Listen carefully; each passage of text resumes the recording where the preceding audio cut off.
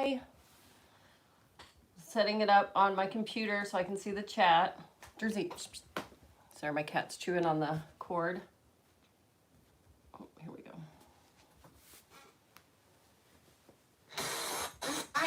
Ah. Hi, Ashley.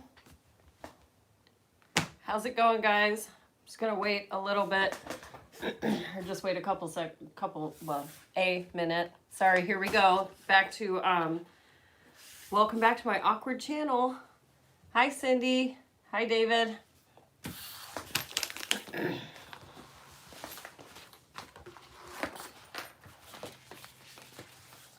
Hi, everybody.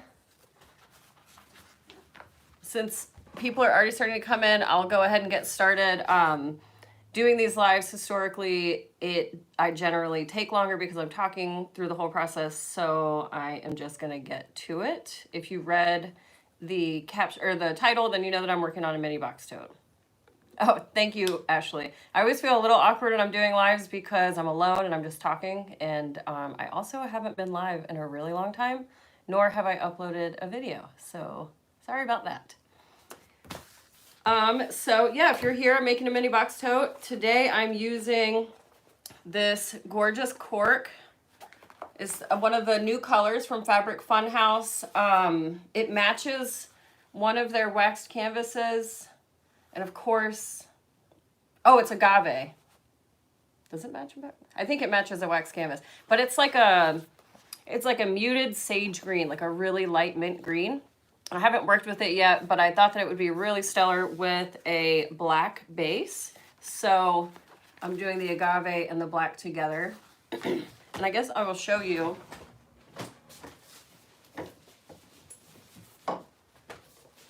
So this is what we're making. This is the mini box tote that I put out a while ago. But so the black will be down here and then the agave will be up here. And then for the strap, because I always do two-tone, the back is going to be agave, and then the accent strip is going to be black. This is one that I made yesterday. It's giving me Palm Beach, Florida vibes. It's got the turquoise and the coral, which is totally West Palm, which if you don't know, that's where I'm from. Thank you, Jennifer. But yeah, so I'm from West Palm, so when I was making this, it was definitely giving me Florida vibes. And then I topped it off with this bright blue edge coat here. And yeah, I'm just super stoked on how it came out. I have a really large vending event this weekend, so I'm just trying to stock up. I've got some stock over here. I've got a few. These are other box totes that I made. And then, oh, I did just make this paradigm a few minutes ago with the agave, so I lied. I have used it. But I love that light green on the Melanie cork. And then with this one, this is Juicy Juice, I'm pretty sure, his Art Deco line, which I love, and I use it on everything. I have to really stop myself. But yes, I just finished this one too. Okay, so let's get to it. I have all of my pieces cut already. Let's see. So with the agave and the black, I'm gonna do this Dusty Rose zipper. Jersey, my cat is joining me, so she will probably make an appearance. But anyways, I'm using this Dusty Rose zipper. I got this from Zipper Valley, and if you haven't shopped with them, highly suggest. Alex is amazing. So I've got my top portions and my bottom. I'm just gonna angle you down. There we go. I made a mess of everything. So I've got my top section, and I've already branded it, so I'm ready to go there. And so I'm just gonna clip this back together to my bottom section. Oh.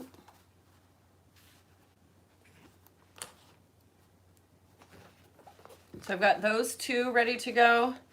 And then I've got the top lining piece. These pieces will be this section right here on the inside of the bag. So the zipper and then the top piece here are cork, and then it goes to fabric down in here. But so this will be the top section piece, and then these are gonna be my zipper plackets. I don't know if it's a placket in bag making, but I'm calling it that. And then for my lining, I'm using this amazing print. It has this coral color back here.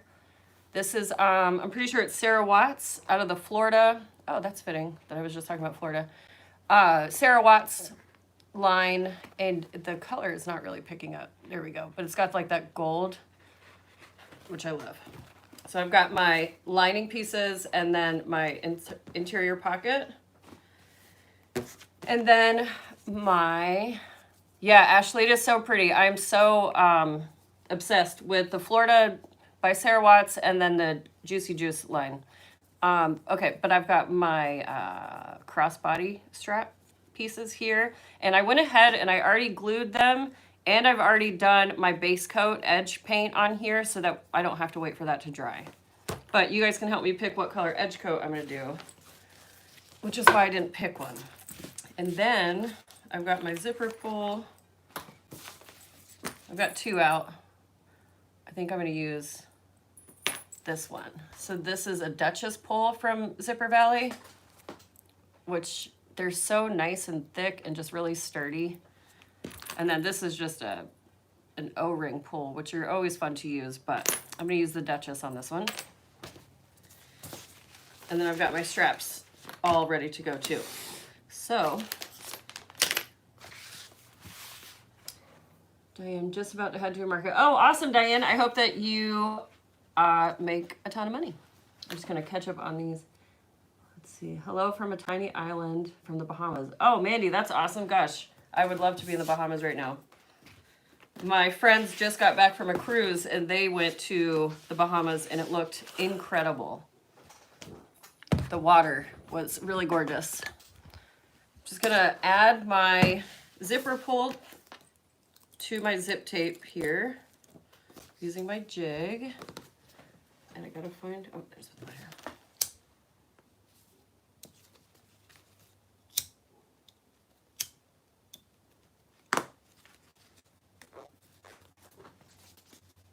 Yes, chunky pulls are the best, Deanie. They're great, especially for this bag too, because the way that the zipper tucks down, sometimes it's just nicer to have a hefty zip pull, so that way, you know, there's a lot going on right here in this section of the bag.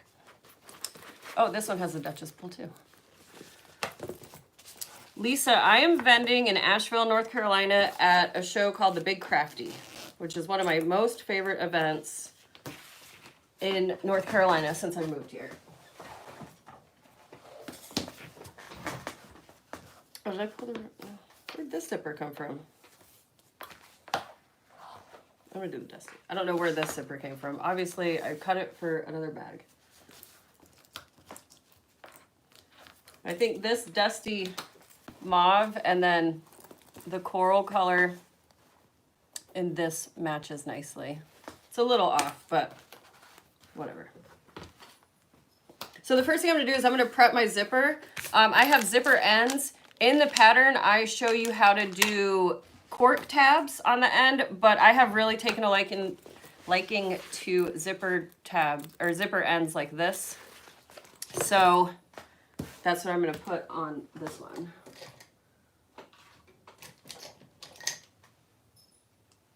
Find my little tool here. Oh, sorry if you hear my dog barking. He's on neighborhood watch right now, as always.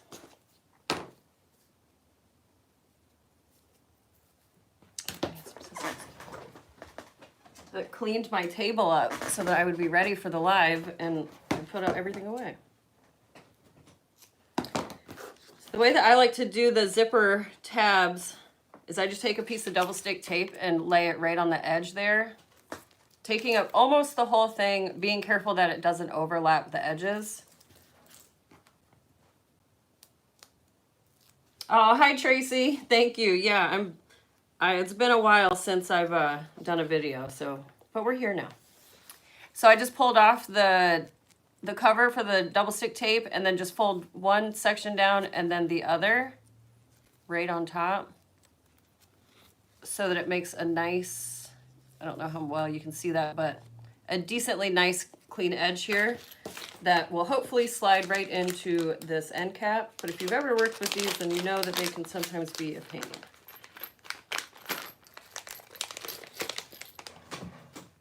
Looks like I got these from 2 Minutes to Stitch. Bought them a while ago. Okay. So then with the zipper end, you just slide it into the cap.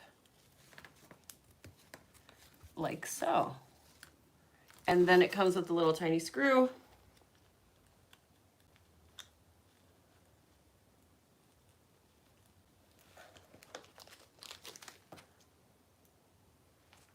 And just screw it into the hole. How big is my cutting mat? It is 36 by 24. It's a pretty big boy. All right, so we got one side of the zipper in, and then of course you want to put your zipper pull on prior to, if you've been making bags, then you know that sometimes that's easy to forget.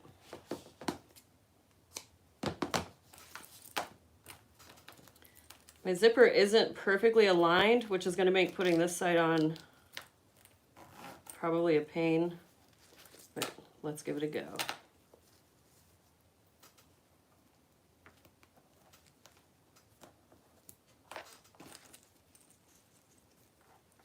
Hi, Tracy. Yeah, it's good to be back. It's been a while. I uploaded my Taste Steel video almost a month ago, which is wild. Time is flying right now. Okay. This side is always a little bit wonky for me, the side that is open teeth.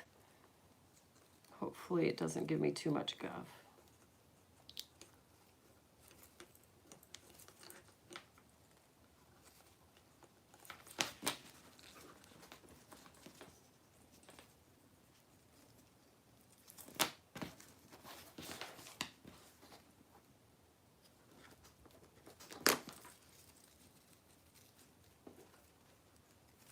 Oh, my sister just joined. Hi, Caitlin.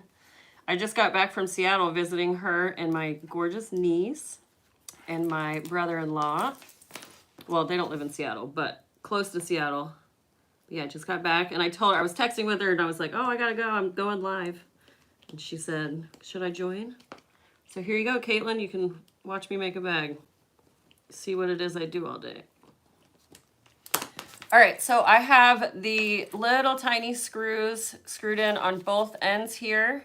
And then what I like to do is just put a dab of glue just to be safe. And I just put it right in the hole, right over the screw.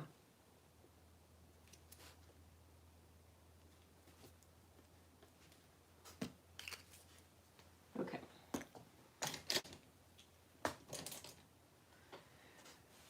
I've actually been watching you since it monster. Oh, well, welcome, Caitlin, to your first live at least. But yes, the fabric is the best. Let's see. Deanie said, do you ever feel you need to shove glue up? Yeah, I used to. Autocorrect, I feel you. I used to put glue up there, but it just, I'm too messy for that. I just can't be trusted when trying to, like the double stick tape plus the glue and then trying to shove it all in there. And then especially on the zipper section that's open, it was just a nightmare. So I have found that if I can get the end of the zipper tape up into the cap far enough to where I'm comfortable, then I just add the screw. You want to say hi? Come here. Joppin's here. Say hi. You're over here. Over here. Oh, well. There you go. You got a small glimpse of them. Okay, so now that I've got my zipper tape ready to go, I'm going to grab my zipper gusset pieces, which I know this is not a gusset. Or what did I call it before? I didn't call it a gusset. I don't know what I called it, but I'm getting my zipper pieces. And this is gonna go on both edges, on both long edges to create, oh, the placket, that's what I called it, to create the zipper placket. And that is gonna be this seafoam cork here. That's where that's gonna be. Now I'm just gonna use double stick tape again on these pieces. And my machine doesn't give me a problem going over the double stick tape. It used to, but I don't know. I've been using size 16 needles in different thread, and I haven't noticed an issue anymore. So I just put the tape right up at the top edge, the long edge, and just sew right through it.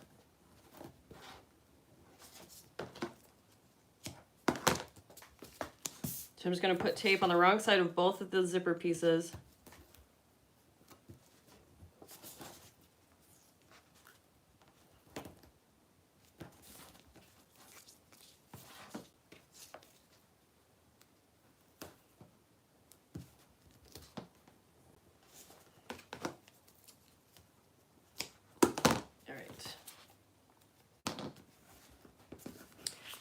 So it looks like that. I just did this because I didn't want to cut it. But now I'm just going to mark the center on both the zip tape and the zipper piece. You can tell it's been a while since I've made this pattern because I can't even remember the name of the pattern pieces. Zipper panel, I probably called it. I don't even know. All right, so I'm just going to mark the center here.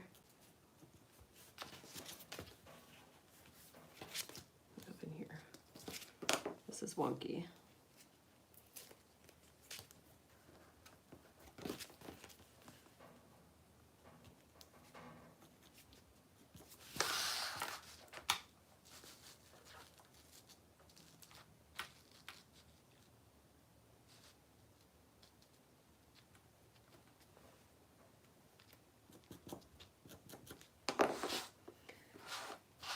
And then I'm just going to peel and stick,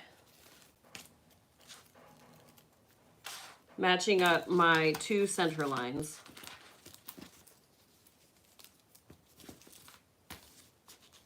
You want the zipper to obviously be straight on this, so this is a part that I would suggest to take your time with, be careful. And I'm overlapping the black cork zipper piece onto the zip tape by about 1/4 of an inch there. And then now I'm just going to peel the rest of the tape and I'm just going to stick it right, or wrong sides together. And I'm using my fingernail to feel where that edge of the cork is on this side. I'm using my nail to feel exactly where that is so that I can get it lined up nicely. Because you want to be able to stitch through both whenever we start sewing. So it's got to be as even as you can make it. All right, so that's what it should look like. Hi, Allison. I'm just going to do my other side now.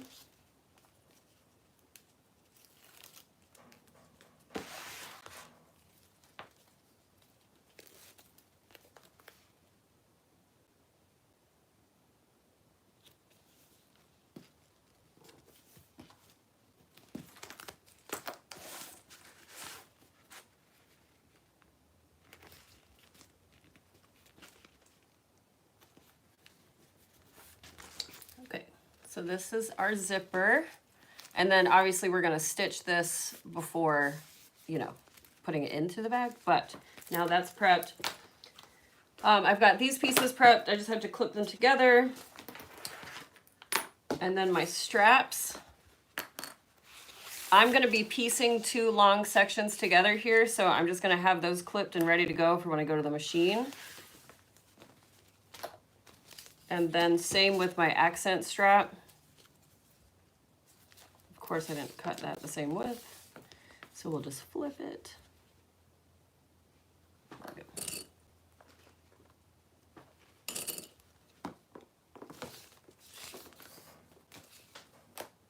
Okay, got that. All right, so now we need to prep for our interior pocket, because when I go to the machine, I'm just gonna sew all of this at once, and then I'll move back over here. So try to make this as quick as possible. And so I already have my zipper box on the back here. And now I'm just gonna center it on one of the interior panels.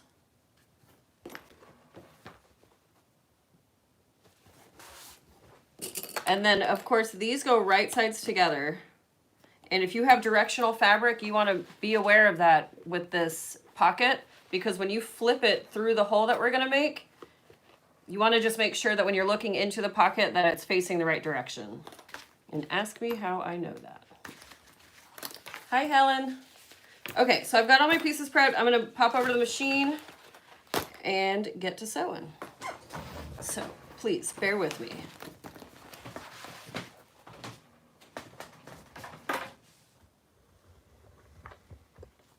My little kitty has recently discovered my sewing chair, and she is learning how to share it with me.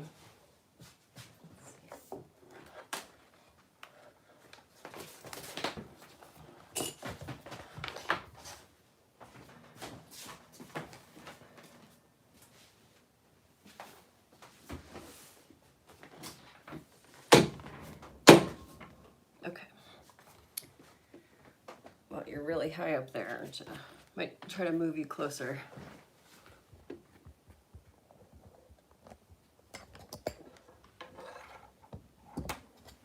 There we go. All right, so I think I'm gonna do black thread, mainly because black is my accent color on my strap, and so that's gonna be what you see on the top, and I just want to make sure that it is not obvious if I mess my stitching up, let's be honest. And I also don't have a good color to match this agave green yet, so I've got to do some shopping, because it's definitely a color that I think I'll keep in my lineup.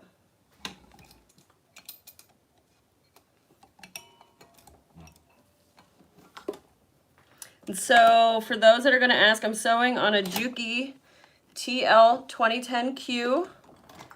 It is not an industrial. It is just a domestic Juki. It does everything that I need it to do. And my opinion on it, my official opinion, is that it's a great machine. However, if I was going to be purchasing a machine again, I would probably save a few $100 and go with just like a standard domestic, just because I sewed on this Janome here for years and it was just fine. I did wear it out, which is why I upgraded. But in retrospect, now that I've been using this machine for many years, not saying that it's not worth it. We'll see its lifeline, or its lifetime, how long it actually lasts, which that might be the difference between this machine and the domestics. But my official statement is that Jukis are great and they're nice, but I would also be perfectly fine sewing on a regular domestic, and Court can be sewn on a regular domestic. So you heard it here. I'm using Metler 120, Mara 120 thread, and I have a size 16 leather needle in my machine. And yes, it's old. No, I haven't changed it recently. And there you go. You learn all your good sewing habits here, where we don't like to interface. We never change our needle. So I'm just going to piece my two straps together.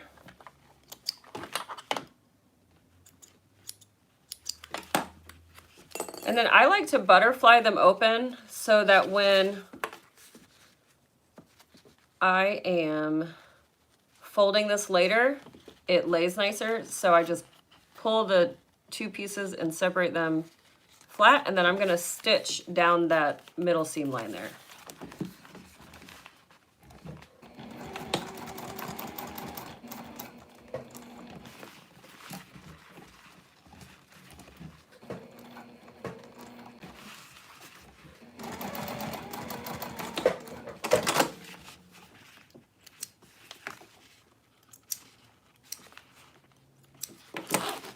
Okay, so that's what it looks like now. Yeah, Allison, I mean, why throw away a perfectly good needle? They say every 6 hours, but I mean, I've gotten a cool, I don't know. We'll put it this, I've been steady sewing since I got home from seeing my sister on Saturday. So since Sunday, and I've only changed my needle once. And I've been doing 15-hour days. So, you know, take what I say with a grain of salt, but I'm so bad about it. I don't really ever think to change the needle until I hear it, and it's like audibly dull which is terrible, I know, but I also wear safety glasses, i.e. my regular glasses, so it makes me feel a little bit safer. Okay, so oh yeah, Deanie, you're never gonna hear me lie about things. So I just pieced these two together as well. Can't tell because it's black thread on black cork, but you'll have to trust me. And now I'm just gonna piece my main panels. Marianne, yes, this is the Teflon foot. I got it when I got my machine. I do not remember where I got it. I just Googled Teflon foot Juki TL2010q. So if you're looking for one for your machine, just Google it with your machine model number. It wasn't a lot, but it makes all the difference, and I never ever take it off.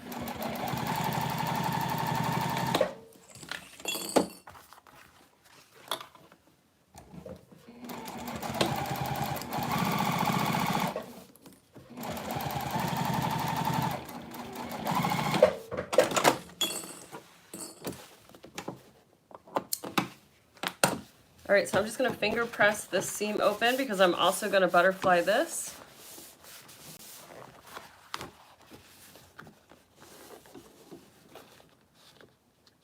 Yep, Lisa, no problem. Heavy duty.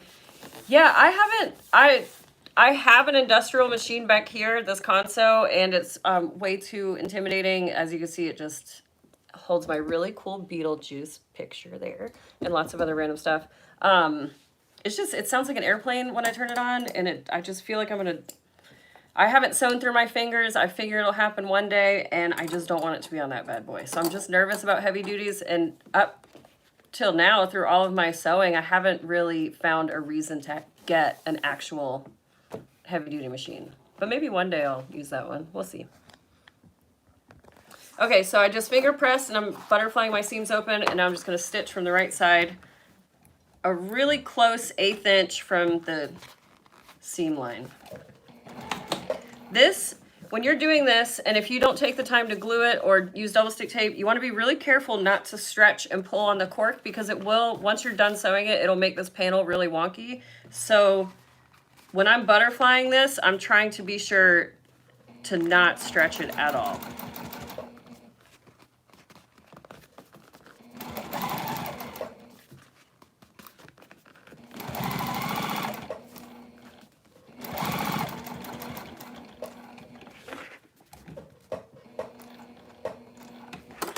Here we go, moment of truth.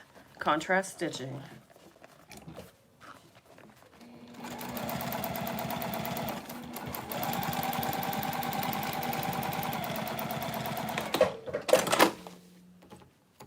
Not too shabby. So this is what it looks like now. And then this is nice and flat, and then whenever we add the two exteriors together, lining that up is going to be so much easier.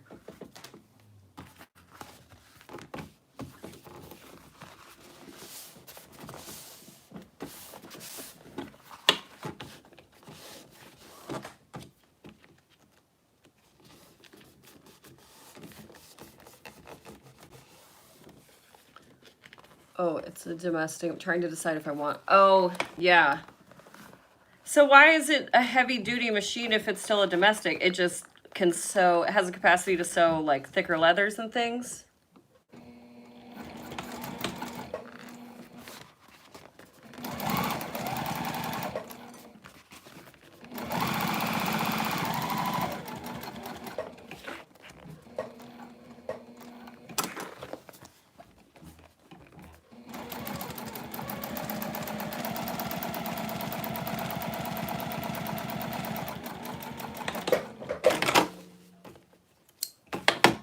So you can see there's a slight bubble. I don't know if you can tell, but there's a slight bubble right here in the cork. So when I was sewing this, I must have stretched it just a little bit, which luckily it's not too bad. So I don't think it's gonna be noticeable, and I don't have to take it apart, but that's what happens, is you get bubbles. All right, so now I'm just gonna lay these two together, matching up my butterflied edges or seams, and clip it. And I'm not going to sew it yet because I'm going to trim out the box corners before I sew it together.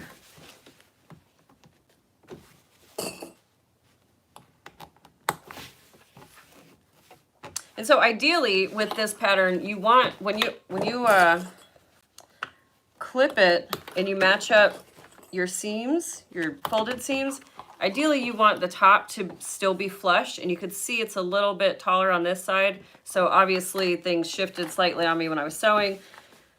But because this is a raw edge pattern, I'll just have to trim this down so that it's nice and trim with the other edge before I edge coat it. So let's see. Allison said, I'm returning that Juki. Must be bad out of the box. I just had a brother 1,500 delivered, opening the box tonight. Oh, that's exciting. Nothing like getting a new machine. But also like the learning curve, even though machines are pretty standard, the learning curve is so steep. I find myself getting so intimidated every time I sew on a different machine. You know, once you get used to your machine, that's what you like. Dog feed depth adjuster. Oh, I don't even know where mine is here. I don't ever mess with my dog, with my feet, unless I'm cleaning them. Hi, Becky. Hi, Cheryl. Let's see. Tracy said, I have a Sailrite fabricator. I was intimidated at first. However, I sew with a lot of leather, and I love this machine. It will sew through anything. No fingers yet. Yeah, no fingers yet. Fingers crossed, right? I almost got my finger a couple nights ago, and it was really, really scary. But I was sewing. I was really tired, and I had just had the thought, not even 5 minutes prior, like, you really shouldn't be sewing right now. And, yeah, when I almost caught my finger, I called it quits. Marian, never stitched on cork, didn't know it could stretch. Yeah, cork does have a slight stretch. You can't just stretch it like a knit fabric. It's not stretchy like that. But when you're sewing two pieces of it together, it can have a tendency, if you're putting tension on it, it will shift ever so slightly on you. And you don't really figure that out until you do it. And then obviously, as we all know, then it's too late. You can come back on cork though. I have a video showing how to steam needle holes out of it, but you know, it's always nice just to have it done right the first time. So now I'm just stitching my zipper panels on. And what I've started to do, this is a new thing, I just started this in the last couple days. I start stitching on this long edge here that you're not gonna see, just so that I don't have a bird's nest or like funky stitching on the back where you can possibly see it. Oh, look, and I messed up, so I'm gonna have to pull that out. I don't know if you can see. I stitched right off the zipper. So this is what I was talking about, lining it up good. I obviously didn't. Little do as I say, not as I do moment. So I'm just gonna pick this out and readjust this. I'm pretty picky about how my bags go out into the world.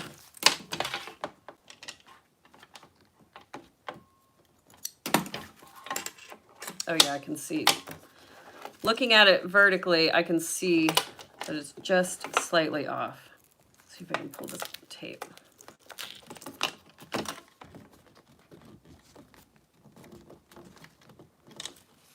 There we go, that should be better.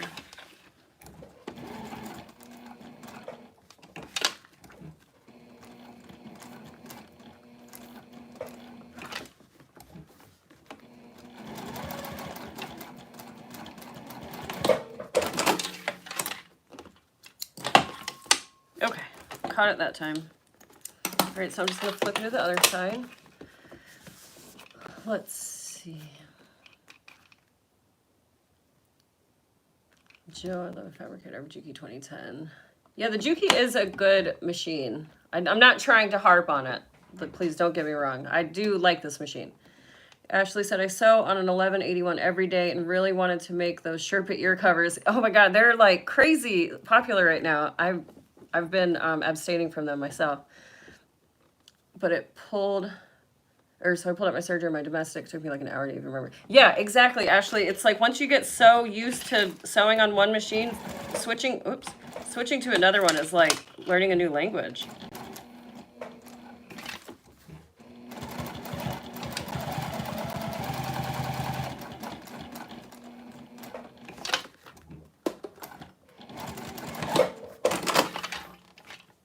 I will say that the main beef that I have with my machine is that it skips stitches, and it's really annoying, especially when it does it on the curves. So like whenever I'm making a sharp turn here, it'll skip stitches occasionally, and I haven't figured out why. I've changed everything from needle to thread to tension to all that, and it just still does it occasionally.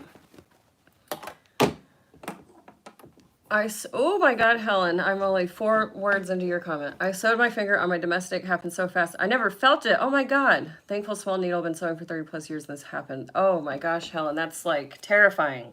I should have never brought it up. No, I'm scared.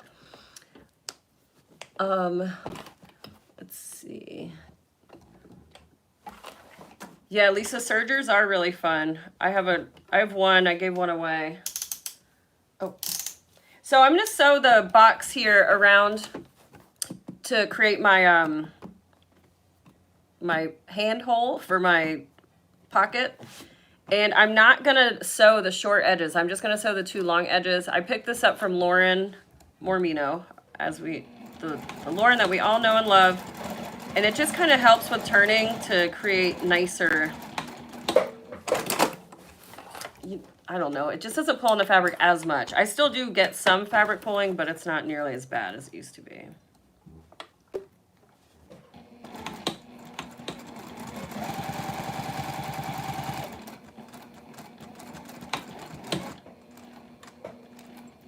And another thing I've learned too is if your edges where you start are not lined up, that's going to make it super funky too, which that is just, it's hard to do, but it's hard to get them lined up perfectly, but I've noticed that as a common cause of a wonky pocket. All right, so this is my first round of stitching. I'm done. I'm going to go back over to this side.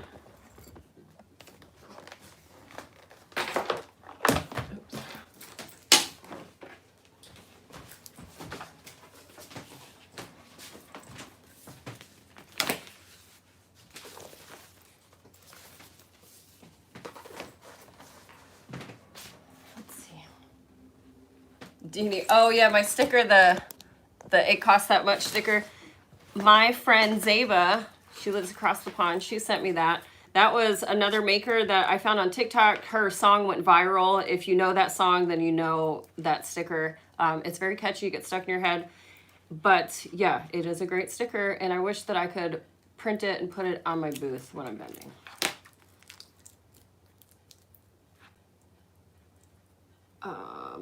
I took the darn Sherpa back. Oh gosh, Ashley.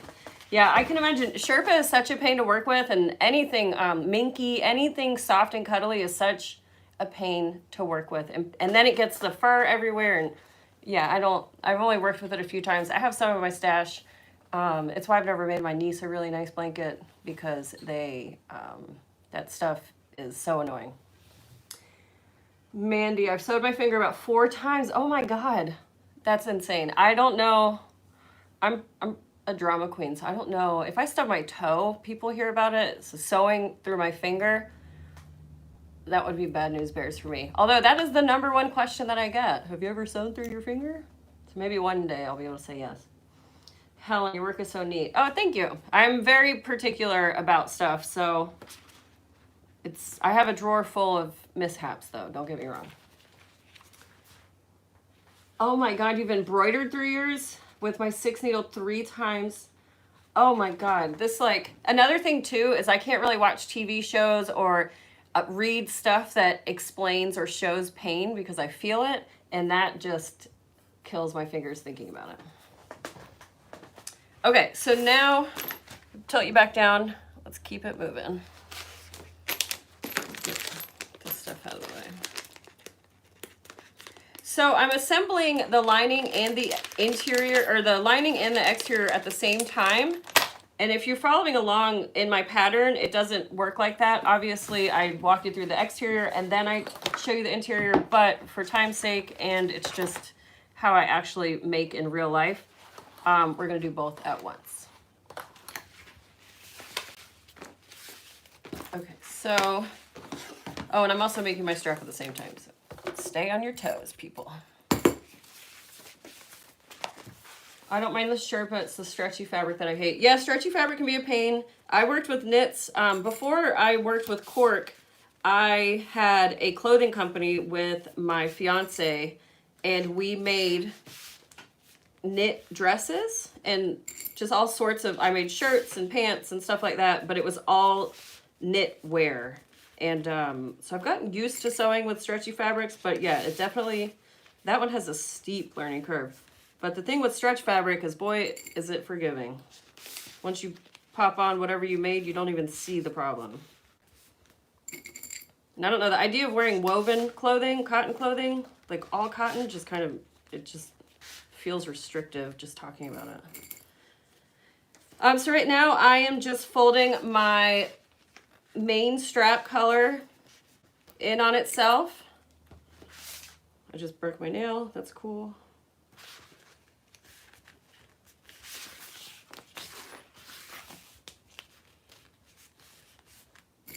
So let's see. I caught my first live with you. Oh yay, Sharon, hi. This is really probably only my second or third, so you got good odds. I hate Minky, but using it as the backing for baby bibs for grandson that's due at the end of March. Becky, yeah, you can't beat it, and it is really absorbent. Something that I like to use is, instead of Minky for bibs, is bamboo fleece. I don't know if you have already purchased your Minky, but bamboo fleece is super, super absorbent. It's not quite as stretchy, and it's not quite as thick as Minky, and it doesn't have like the bubble design in it. But yeah, bamboo fleece was really great for bibs. And I made like drool rags with it too for kids. And it made it nice and soft and comfortable. So the reason, I'm just going to show you the reason that we butterfly and stitch this down. It makes this step so much easier when you're trying to fold the strap in on itself. So that's why I do it. Jill, I love your patterns. Absolute best for gifts, sewing, and multiples. Oh, thanks, Jill. I appreciate that. I know I need to get it moving on another pattern. The passport pattern is next up in my queue for release. And my fiance and I are leaving. There's a gnat in here. It's been driving me crazy all day. But we're leaving in an RV at the end of this month. And so I figured that I would put the pattern out when we're on the road. Give me something to do. So early January, I'll put the passport pattern out. Becky, I've already made 2 bibs with it. Oh yeah, well if it's working, then keep using it for sure. But yeah, the bamboo fleece, if you're ever thinking about making other soft stuff, actually the bamboo fleece might work really good for the ear warmers that are so popular too.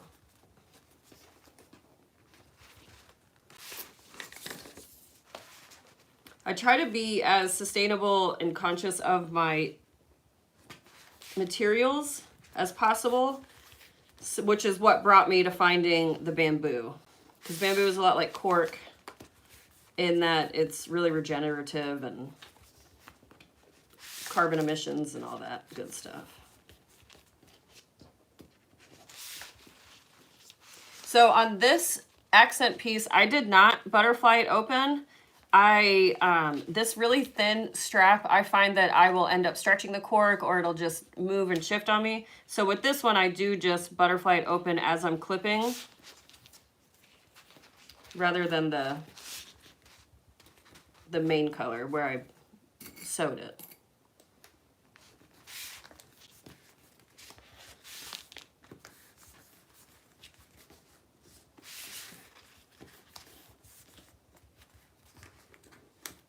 Okay, so now we've got our strap together. So this is what it'll look like from the front, and then it has the agave on the back. If you cut the cotton and Minky at the same time, it helps. Oh, that makes sense. Yeah, because you got the cotton keeping it flat. Oh, are you taking Sonar on the road, scheduling pop-up markets? That is our future plan. I want to. That's my goal. And correct me if I'm wrong, but I'm pretty sure your name is Allie, right? Are you Allie? No, you're not. What's your name again, Mud and Thread? I can't remember. I'm sorry. I've got the worst memory ever. But, so the goal is to eventually do pop-ups and get around the country. And really, it's my husband and I, oh, good. Okay, good. I did something right. I remembered. That's what okay, Allie. Hi. I got it right. But yeah, the goal is to do pop-ups around the country. And then, so really what the plan is right now is we're going to, sorry, I just got a notification. It really threw me off. But my husband's the tattoo artist, and there's a lot of tattoo conventions around the country. So what I would like to do is, you know, pre-plan and do pop-ups in those cities that we're going to be in. However, we have a really small RV, so we're just taking the month of January and we're going to get out and see how it goes, and we'll make plans from there. But my ultimate goal I would love to be full-time on the road traveling and doing sonar pop-ups and putting out patterns. That's the dream.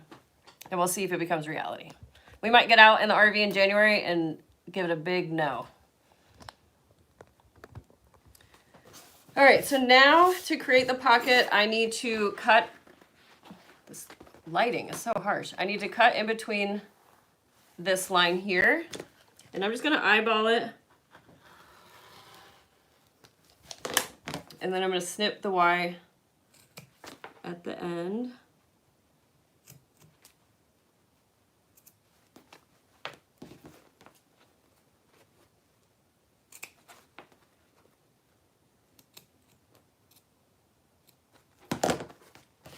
And then because I used 808, I have found that it's crispy enough to where I don't have to iron this, but if you want to, feel free.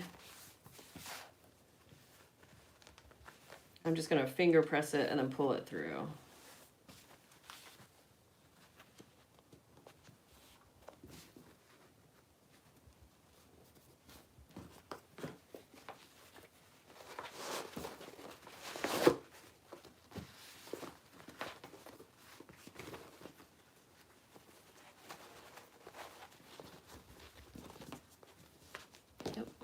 Oh, I will have to iron it because it came unstuck.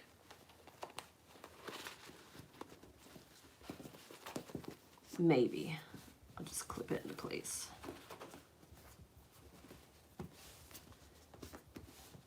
So yeah, when I'm flipping it through and it tries to get funny on me, I'll just pull on it and apply some pressure and then clip it into place. And then generally, it's okay.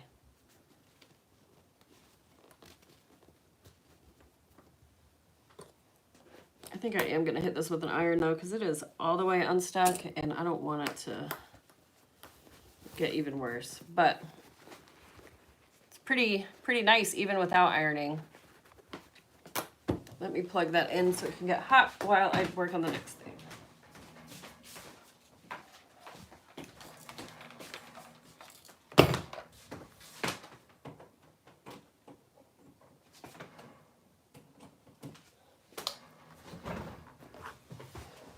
Okay.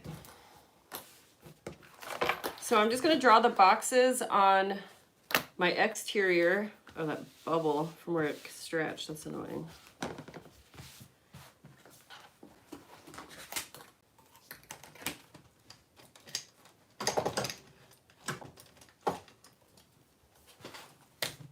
Are you taking your pets on the road?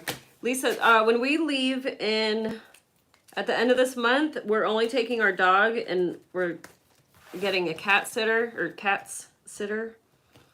And then once we figure out what we really want to do, if we're going to go out for any extended amount of time, then we will be taking the cats. We lived in an RV in Colorado for many years, or not many years, but for a couple years, but it was stationary.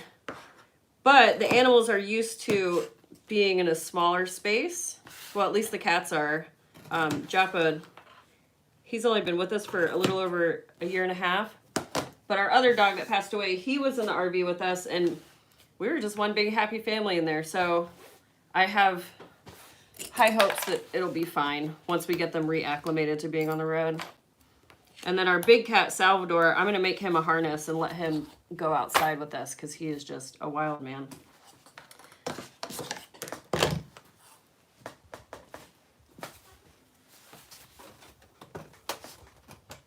right. I'm going to iron this real quick.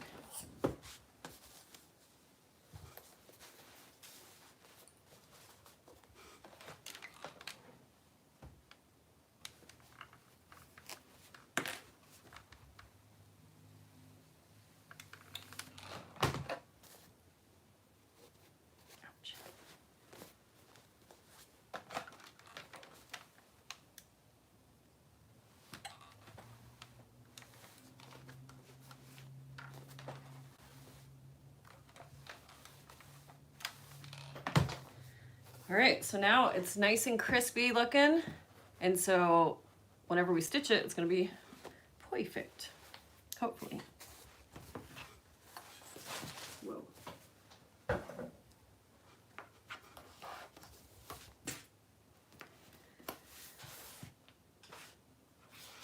Okay.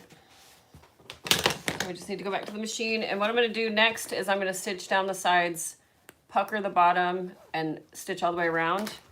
And we are going to box the box tote, finish our strap, and then top stitch around this hole, the pocket, not a hole, it's a pocket, a hole, okay.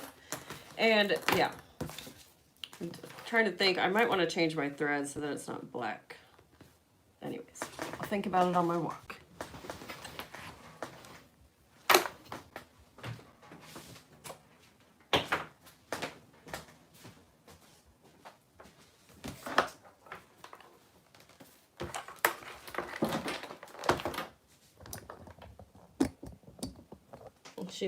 She's learning. The other cat, Salvador, him and I have been sharing this chair for years and years, so he knows that he's got to stay to the back of the chair. But she's been getting pretty cantankerous with me the last few days as I'm training her to move to the back. But I think she's got it figured out now.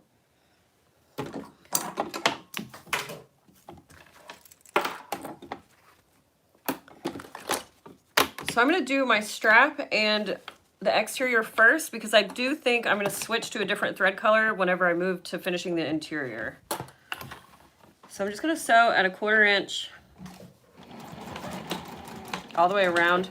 And I'm adding a lot of back stitching to this top area here because it's the top and it's going to be exposed, I guess is really why.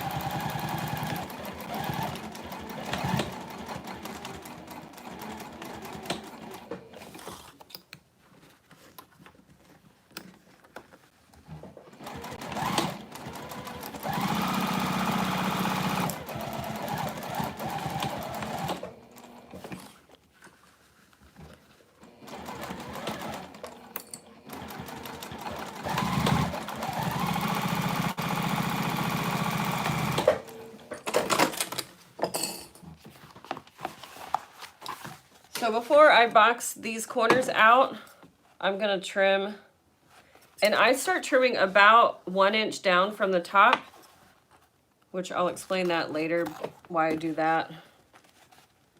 Really, it just makes it easier for folding next, in the next step.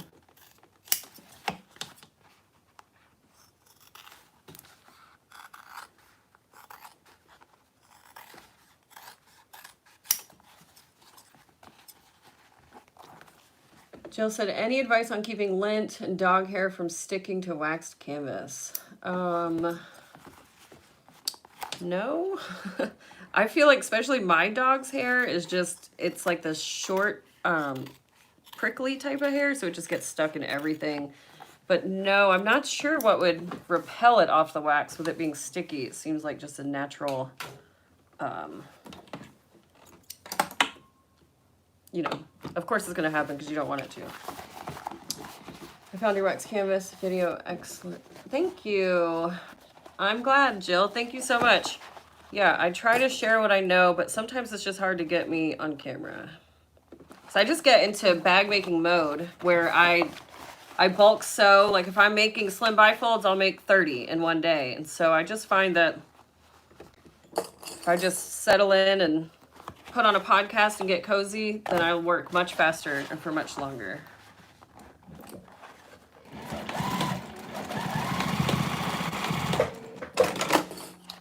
Dog hair sticks to wax canvas, Marion. Yeah, I have a lot of wax canvas. I don't work with it a ton, so I can't really speak to if it does stick to it a lot. My dog's hair just gets on everything. I mean, if I showed you my sleeve, oh, you can probably see it. Just my sleeve is, I'm always covered in dog hair. I've just kind of gotten used to it by now, but yeah, I feel like my dog hair just sticks to everything.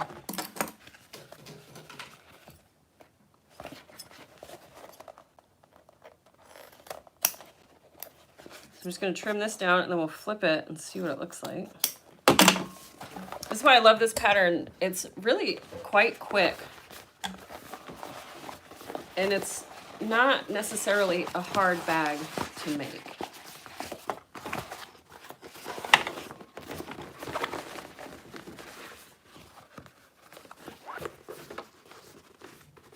All right, so that's going to be our exterior. I love it. It's like nice and subdued, but still fun. Just going to toss that up there. Oh, I need to grab my strap.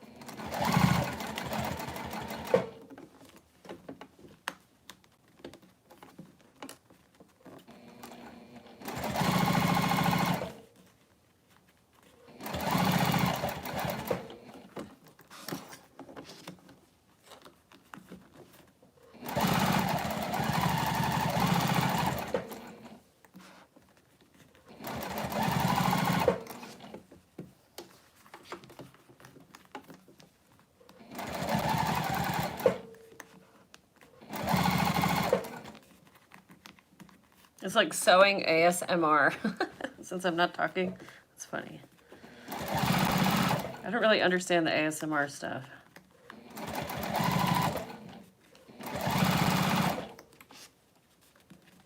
Is it supposed to like soothe you, I guess?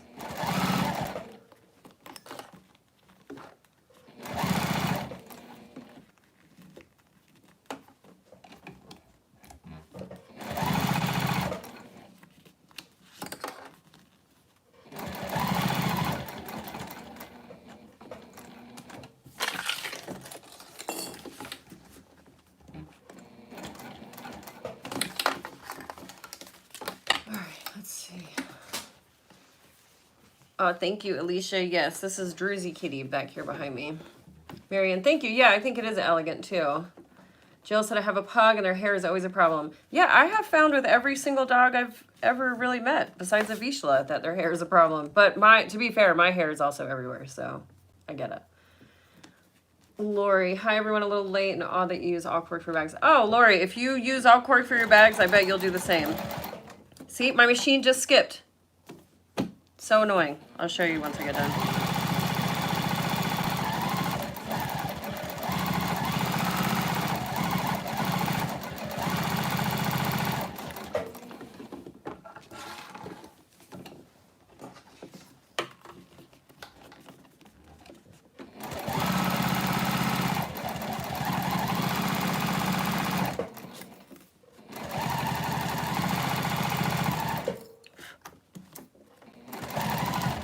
There's cat hair stuck to this area, my presser foot right now.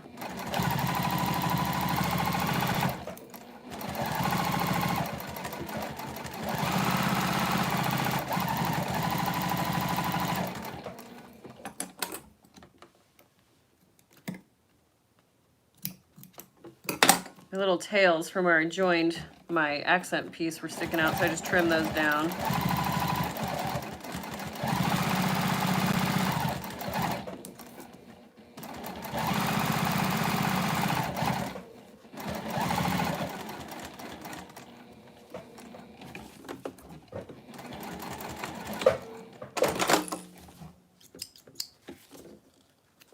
So it didn't skip on this end, but it skipped down here.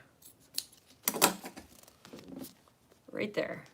So that's my complaint with this machine, is it does that. And it doesn't seem to be any rhyme or reason or why. And like I said, I've tried so many different things, and now it's just something that I've learned to live with.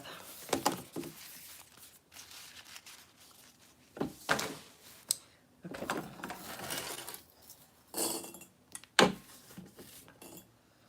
Let's see. Change my thread.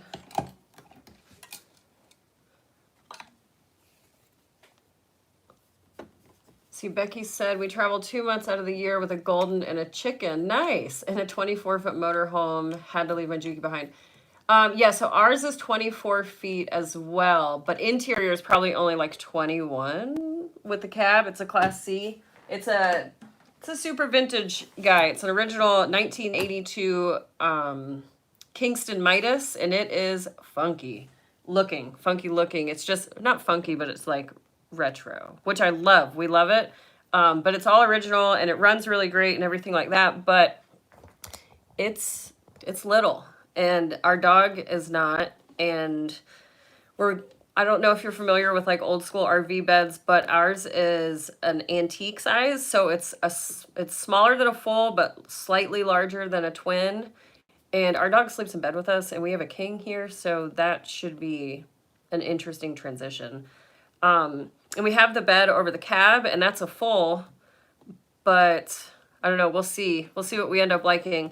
Our plan is to take it out for the month, and then when we get back, we'll do any renovations that we want to do. We've been lightly discussing like rearranging the bathroom and things like that. And then, of course, just like a general overhaul, and then I've got to sew all the curtains and things for it. We're going to do cork floors, maybe. They're really expensive, but we've talked about cork floors. And yeah, so we're really excited, but I am going to bring my machine, but I don't know how well it'll go. I figured if we're on the road for longer, I don't really know. I figured if we're at like a KOA or something, I can sew outside on a picnic table if I can't sew inside. But I did run sonar from our RV when it was stationary. I just had to put everything away every time.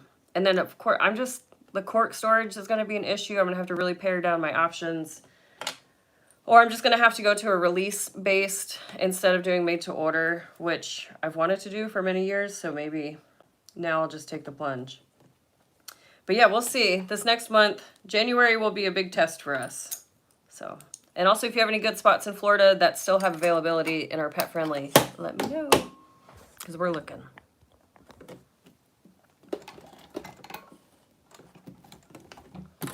All right, now I'm just going to stitch around this. I keep wanting to call it a zipper box because you could put a zipper here. This is a pretty standard installation method, but I just leave mine open for a slip pocket. I just have to stitch around that.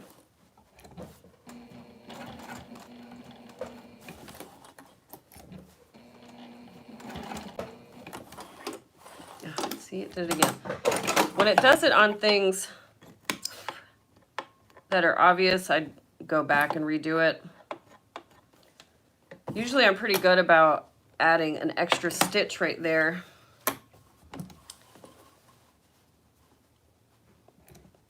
But it's just so annoying.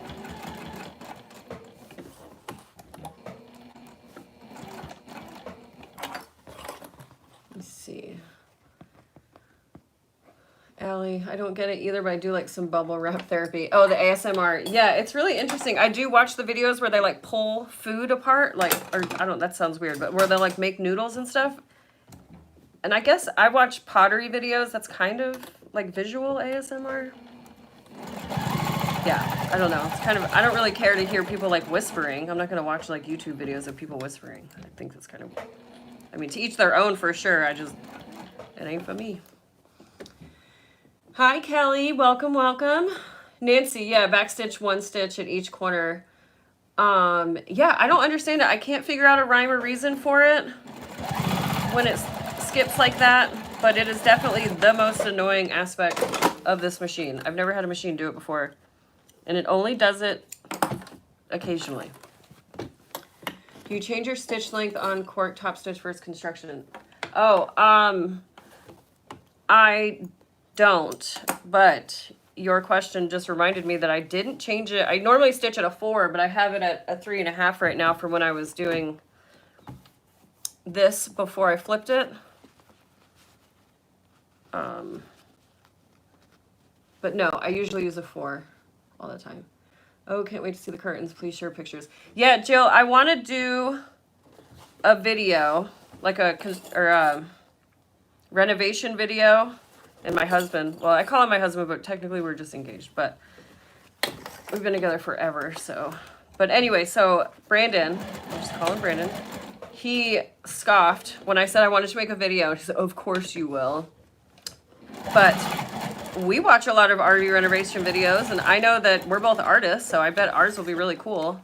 So yeah, I want to post, or I'll be posting pictures and progress photos and things like that. I'm sure my Instagram page will pivot to some RV content here shortly. And probably my YouTube channel.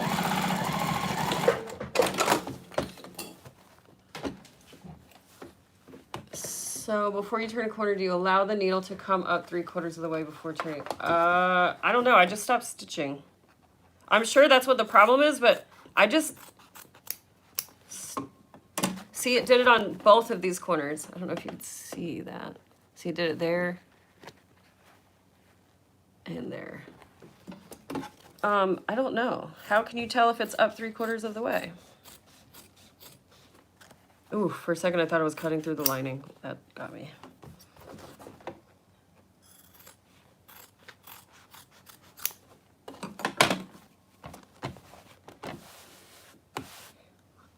Ashley said, use it needled down and then hand crank a tiny bit right after the stitch at the corner before you turn. Yeah, so I think, Ashley, what you're saying the same thing as Jill, is let it come up some. But another thing, I've just gotten into the habit of also just hand turning on the corners just to avoid this, but I didn't this time. All right, so now that this inside piece is finished, so my pocket is all completed, I am going to lay my zipper right side up and center it.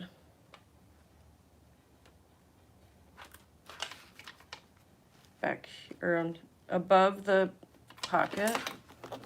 And I like my zipper head to be on the left side with my pocket underneath. Because this is going to be on the back of the bag whenever I when I drop the lining into the exterior. And then now you take the top piece, which again, I haven't made this in so long, I can't remember what the pattern piece is called. Lining top, maybe. That's a stab in the dark. Sounds like the way that I name pieces though. And I'm just gonna sandwich the zipper in between to create, well, a sandwich like I just said. Kitty. I don't know what she's doing back there, but it feels weird on my back. All right, and then I'm just gonna stitch across this 1/4 inch seam allowance. Whoops.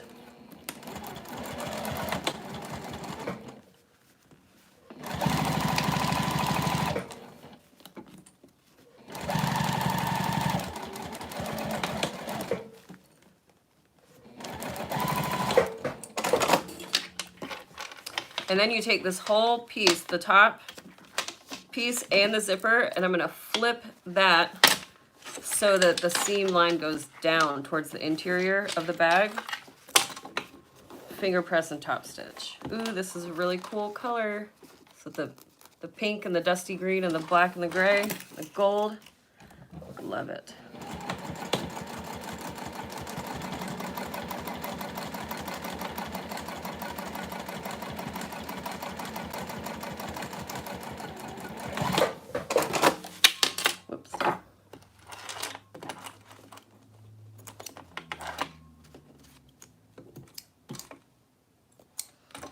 So this is what this side looks like, and now we are going to, since I'm over here, we're just going to finish the lining.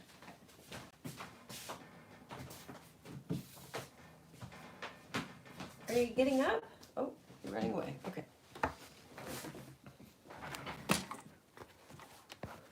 let's see. Hi, Tasha. Yep, Mini Box Tote. Oh, awesome. I'm glad it's your favorite. It's one of my faves, too. It's been forever since I've made them, and I made a bunch the last couple days. Well, by bunch, I mean 4. So this will be my 5th one. I always forget how quick it comes together. Becky said, book your RV area now. So, yeah, well, Becky, we've already run into that problem. I should know that, being from Florida, that we should have booked a while ago. Our whole goal was to go down to the Keys for a while, but most of the spots are all booked up, which is not super shocking. And then the spots that are available, they have like really weird rules.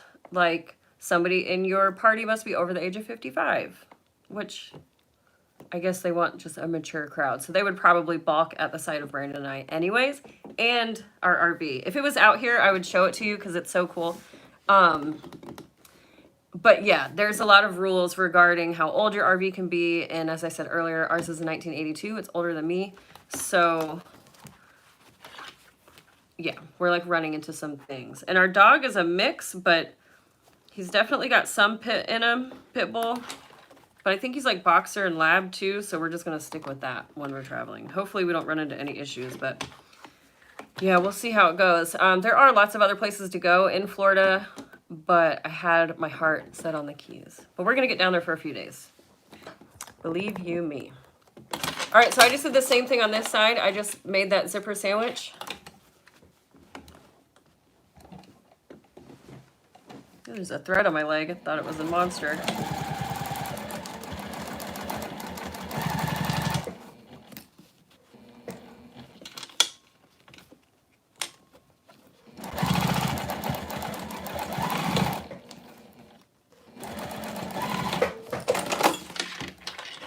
And then again, we're just going to flip the whole section here.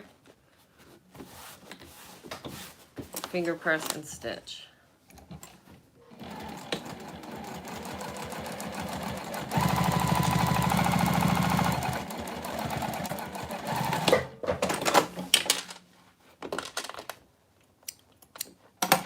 Oh my gosh, that is beautiful. I bet, you know, non-bag makers, I bet if they watched one of these videos or watched any of our videos, they would be shocked at what the inside of a bag looks like before it's all constructed. All right, so it should lay nice and like should meet up nicely when you've got everything all sewn together. So now I'm just going to sew down the sides and across the bottom and then back up the other side, just like I did on the exterior. And the thing that I'm really looking at on this is I want to line up these two. So where the lower lining pieces, I want to make sure that those seams line up nicely.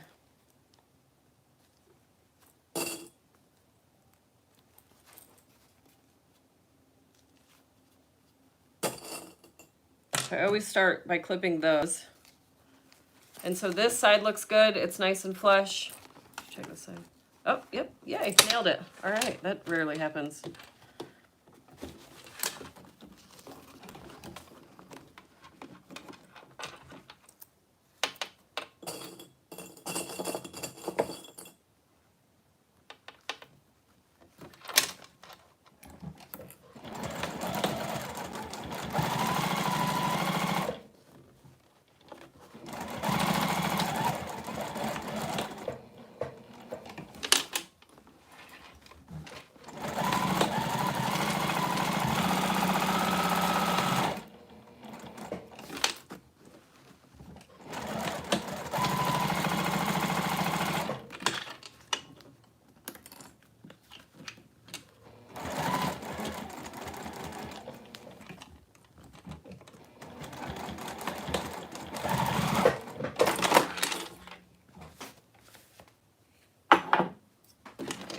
Trim again before I go to box out the bottoms.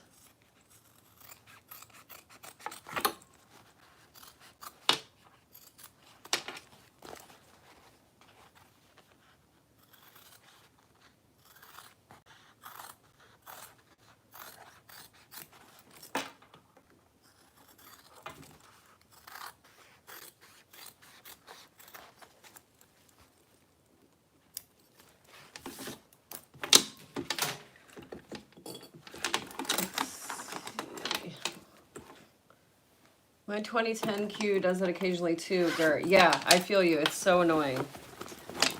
The skip stitching. Jill, the needle has time to catch the bottom thread before you move. Yeah, I mean, it makes sense. I guess I just moved too quick. I just pulled my thread out.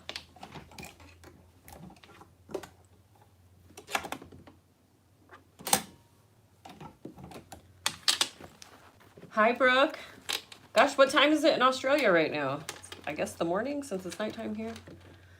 Hollow bags by Nick. So when are you gonna make another industrial attempt? That beast looks lonely. Yeah, it's been lonely. It hasn't been started in, oh, I don't even know how long. I was talking about it earlier. It just makes me nervous. It sounds like an airplane. If I was ever gonna use it regularly, I'd have to upgrade it to a servo motor, but truth be told, I don't know anything about industrial machines and they make me nervous. I don't know how to put the oil in it. I don't know how to maintain it. The needles they're so big. They're like piercing needles. It's just so intimidating. If somebody came over here and showed me how to use it, I'm sure I'd be fine, but just figuring it out, I just get overwhelmed really easy, which might be something that people don't know about me, but I can't, I don't know. I'm a visual learner, and if I try to read stuff to learn it, I don't know, I just get really overwhelmed. You should see me trying to book this RV trip. It's not my finest hour. I have to let my husband do stuff like this. All right, so now we've got our interior all done. She's looking real cute. And if I still had my iron turned on, I would iron these sections. And so what I'm doing is I'm putting my hand all the way into one of the corners, and then I'm running my nail all the way across to the other corner to crease it. And then I just finger press it, and it gives it a nice crease edge. Alona, your color combinations are always so unique and gorgeous. Oh, thank you. Yeah, this one was kind of by accident. But ever since I got the Golden Slate Waves cork from Fabric Funhouse, I'm going more toward the like sometimes sparkly but still earth tone, but like muted earth tones. I'm really into the dusty colors right now. Dusty green, dusty pink paired with gold is always a winner in my book. There's the kitty. Look, oh, hold on, let's see. Brooks, 1:30 p.m. Oh gosh, 9. Wow, you guys are really far ahead of us. Living in the future, man. My husband's family is from Guam, so we always have that big time change math to work out. I can barely figure out what time it is at my sister's house in Washington. Look into Harvest Host, Boondockers. Welcome. Hate all the RV campground rules. Yeah, Becky, they're pretty wild, all these rules. We have looked into Harvest Host, and I just haven't started our subscription yet. If you have it, will you tell me if they have Harvest Host and the keys? Nick said, it sounds way more intimidating than it is. I built mine alone after only having been sewing for a year. Wow. You can totally do it. In the end, you'll be wondering why it took you so long. Yeah, I'm sure that's the case. As soon as I start sewing on it, I'm sure I'll love it and it will be my #1 machine, but it's just figuring everything out. My stepdad actually just found this box. They cleaned out their garage, and he just found all the thread for it. Look how dusty it is. This is my grandfather's machine. But even the thread is like, you could strangle somebody with this. It's so thick. And I don't know anything about text. I don't even know. Oof, so dusty. It says black VY 50s. I don't even know. 50 does? He used to make like parasails and stuff with it, my grandpa. And I guess that's pretty obvious there, the machine oil, but I don't know where to put it. I don't even know what else.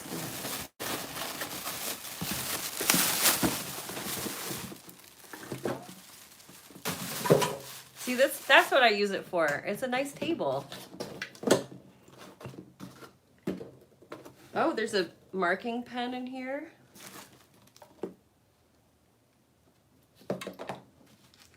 I have no idea what this look like. Any guesses on that? They're just like little tiny balls. They're hard. They look like seeds, to be honest. I think this just fell into the box. Some sort of seed. I'll have to plant it and find out. Oh, a seam ripper, that's cool.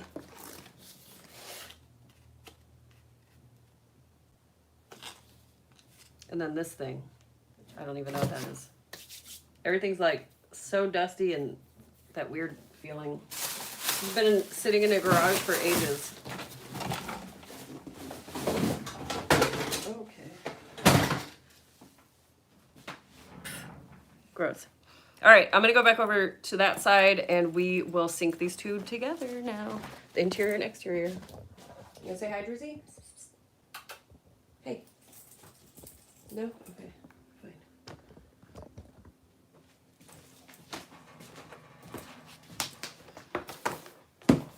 Catch up on some of these. Say my poor industrial is lonely too. It's overwhelming. Tasha, yeah, I'm with you. This is my second industrial. They've both been given to me, which I know I sound like a spoiled brat, but one I got, this person knew that I sewed and they just randomly gave it to me when I was a teacher at the preschool that I used to work for. It was one of the parents. So they gave it to me and it was the same thing, and it was or not the same machine, but it did the same thing in my studio. It served the same purpose, and it was a different type of machine. It wasn't a Conso, but it was another like well-known brand. Oh, I think it was a German.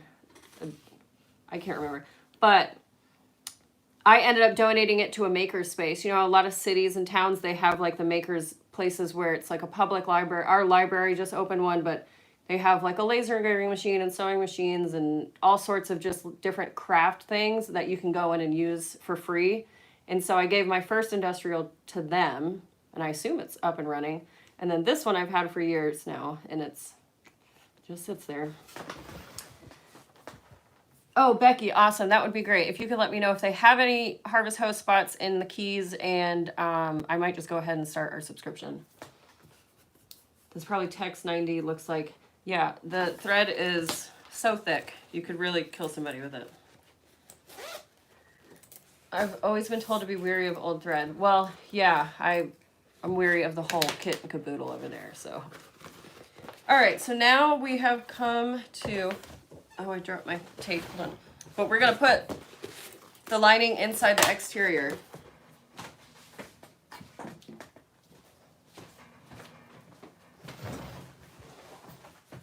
And so the reason that I leave, I gotta trim this. Forgot it wasn't even, but the reason that I leave the top section, the top 1 inch or so, when I'm trimming, sorry, I'll just show you. This, when I'm trimming this inside section and I leave the top 1 inch, is so that whenever I'm butterflying it open to lay the interior and exteriors together, it makes it nice and flat. So I'm just gonna put some double stick tape on both sides of the seam and lay the edges down.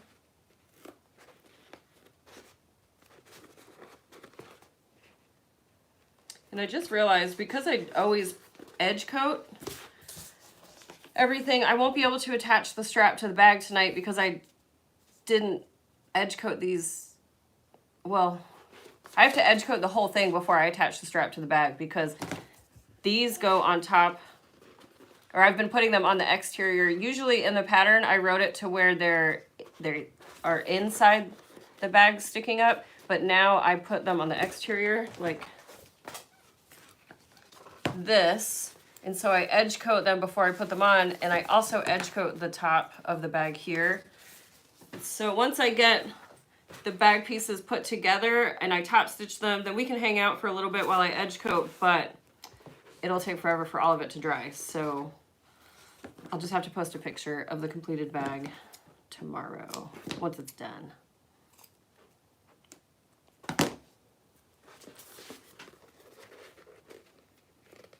Was that a pin cushion? I don't know. It kind of looked, it felt like a weird foam. That big white block felt like a weird foam feeling, like texture. And then, yeah, it had a bunch of like really heavy duty pins in it. So I assume the fabric that he was sewing with could handle that. that would, you could really, like that, the needles that come with that thing are just so thick.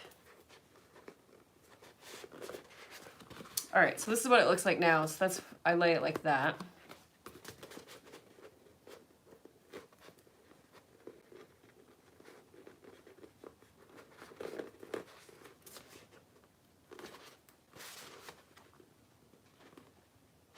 I missed the beginning.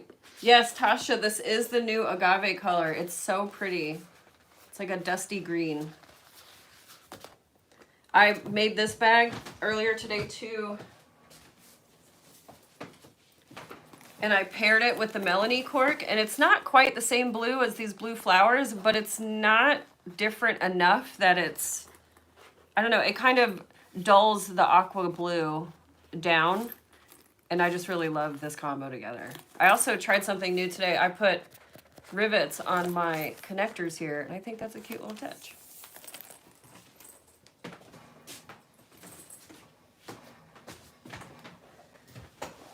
Nicole, just some Sheen FYI, this Brother PQ1500 just went through 6 layers of cork beautifully. I'm so excited to have an actual backup machine while the Juki's in the shop. Yeah, Allie, it's nice to have a machine that really works too, but what were you sewing that you went through 6 layers of cork? Or were you just testing it? I assume you might just be like layering and testing. You would only use thick thread on heavy fabric. Tracy, well, that's what confuses me, is because that machine is so heavy duty, like I can't possibly put a super thin needle in it. It just doesn't, I mean, I might be able to, but it just doesn't compute to me. Like that machine to me means heavy, super heavy duty materials. But I know that on most industrials, or on industrials rated for it, you don't have to sew super thick materials, but I don't know. See, I just need someone to come here. All right, now the moment of truth. I'm gonna sync these two together and hopefully they fit. Tasha, yeah, it is. The agave is really pretty. Testing, yeah. All my ID window scraps laying around. Oh yeah, all the interiors. This is all ID window scraps. But it's great for snap tabs, so I always save all of them. Oh my gosh, go on.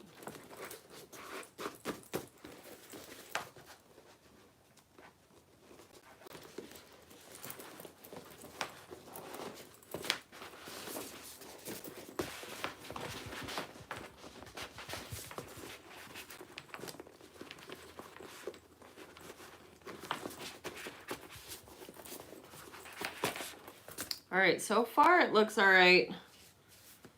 Let's see if it clips up.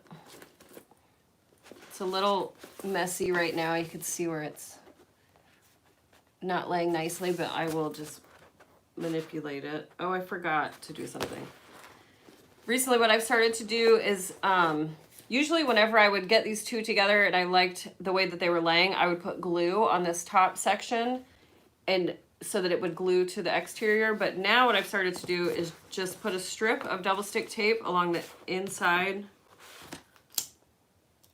of the main exterior.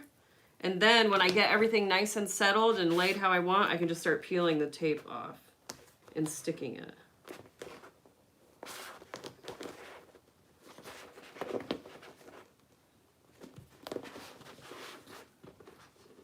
Husqvarna? No, it was like, oh, it's called a Durkop Adler was the other industrial that I had. And I just ran into the same issues. I don't have an owner's manual for it, and I just don't have any experience with them.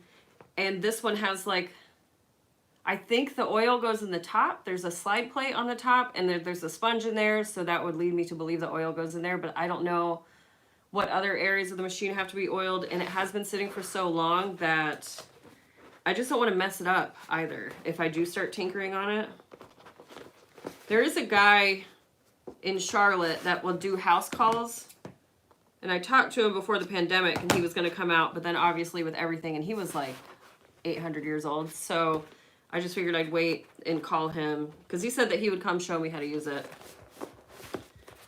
So that's how I do the double stick tape. It's about a 1/4 inch down from the top edge. All right, so I have to put it back together.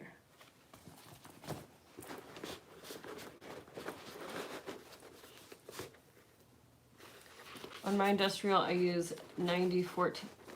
Use 14s? That seems so, that's smaller than what I use in this domestic Juki.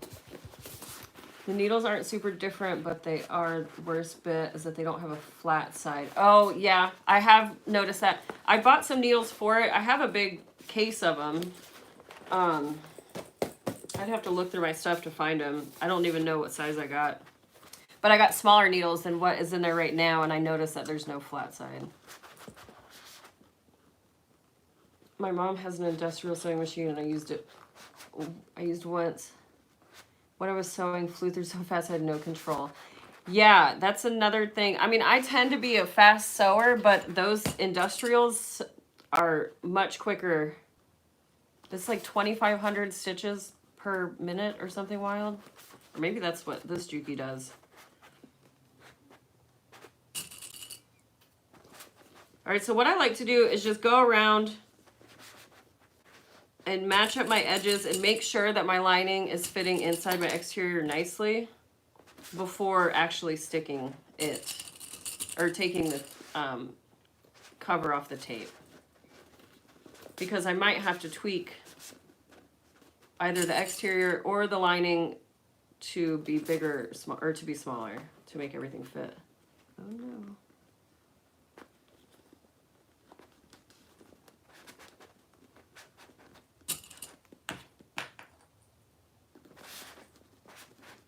Helen, yes, I am in North Carolina.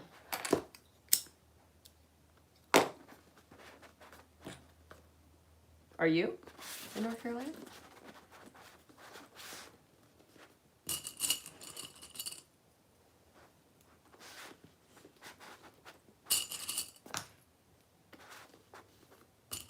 All right, so it looks like it fits pretty well. My edges seem pretty flush. And they're laying nicely. I don't have a lot of bubbling. Becky, sorry, don't see anything in Key West. Love your work and good luck on your travels. Thank you for looking, Becky. I appreciate it. I figured Harvest Host down there was going to be a long shot, just with how popular it is.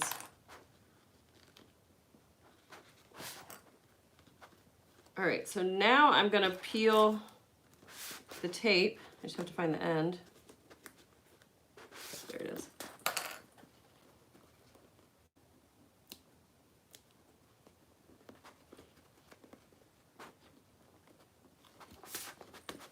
All right, so I just like to start peeling the tape and then I stick as I peel.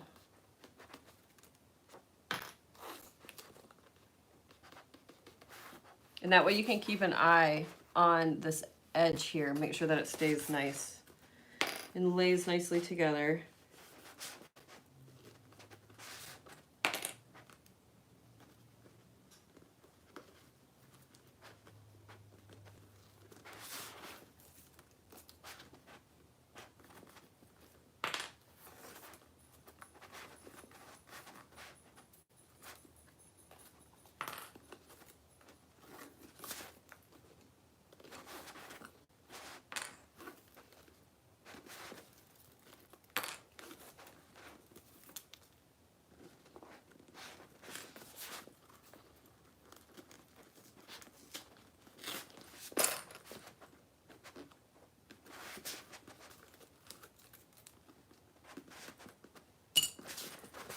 All right, so there we go.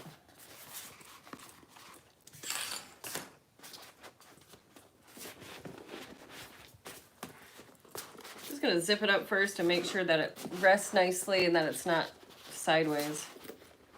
Love the technique with the tape. Yeah, it makes it so much easier than the glue. You know, I live and breathe Beacon. Well, I don't breathe it. I'm not a glue huffer, but no shame if you are, or I don't know. Anyways, moving on. I live and die by Beacon Fabri-Tac, but there are just some applications that now that I'm comfortable with double stick tape that I use it a lot more often. And so it just gives you a really good idea about how everything lays. And yeah, so now I'm just gonna go to the machine and we will top stitch this and then we'll be almost done, except for edge coating.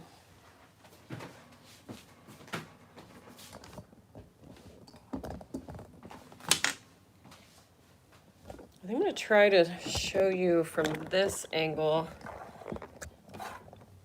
because the sewing on the inside of the box here, it's gonna be hard to see. Just north of Charlotte. Oh, nice, Helen. Yeah, I'm just, I always say south of Charlotte, but that's not technically correct. I live in Shelby. Definitely upgrade to a servo and get with one to speed adjuster. Yeah.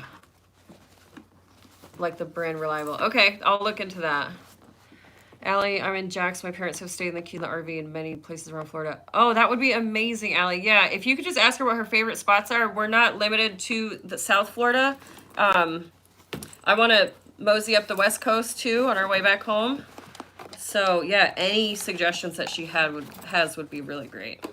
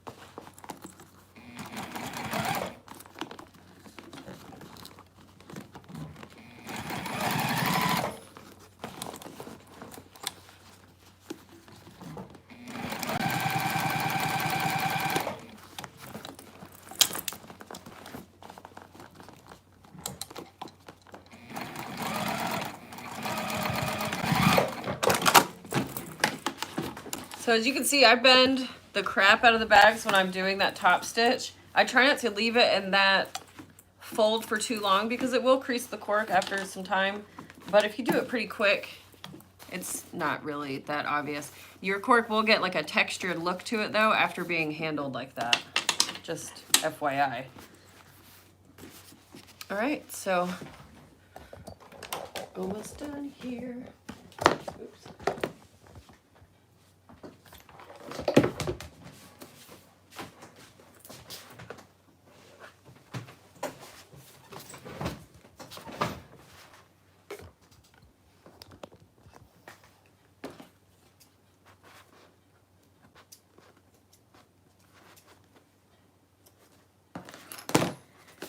So there she is. I love this combo together. The Florida print just matches it perfectly. So the last thing that I have to do is just edge coat all my pieces, but what color do you think I should do? I have the capacity to make any color. But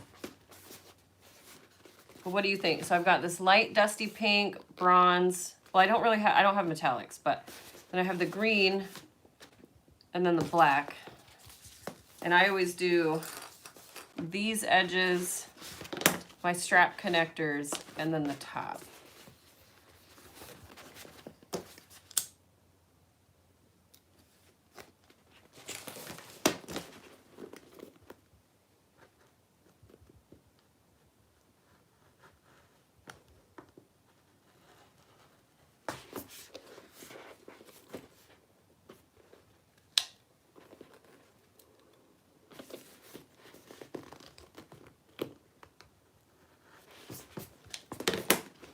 Black, pink, Deanie. I've never edge coated. I don't know if I'd have the nerve with the bag pretty much done. I'm a scaredy cat. The good thing about edge coat is that once you get the hang of it, it's not all that hard. I will say that when I edge coat in black, I get black everywhere. Like all over my hands, all over whatever I'm making. But it does make a nice edge. I edge coated one of these bags in white, and this is the first I've ever done that. I did this sandstone and gray. Very monochromatic color scheme here, so it's like black and gray flowers in there. But I edge coated it in white, and I've never done that before, and it looks really cool. It's like really clean looking for now. I imagine that whoever buys this bag, it will get dirty fairly quickly, just with the color scheme that it's in.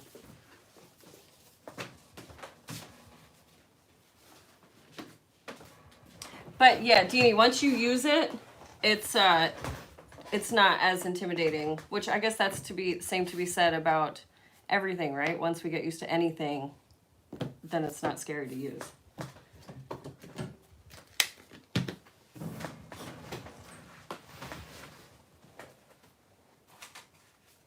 Where is...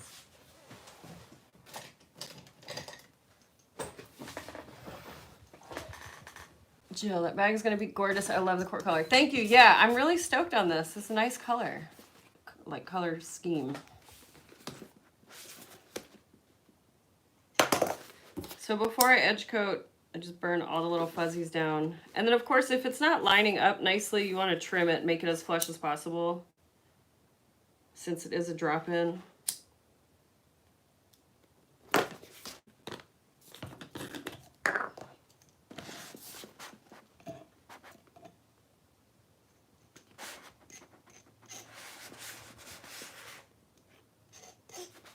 But see, so if it gets like on the edge, like how this, I don't know if you can really see it, but it's dripping, but you just wipe it and it just wipes right off.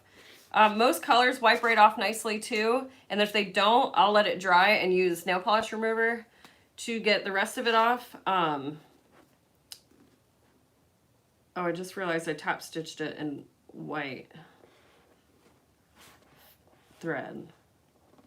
Oops. The rest of the bag is stitched in black, and then this is white. I'm gonna leave it, whatever.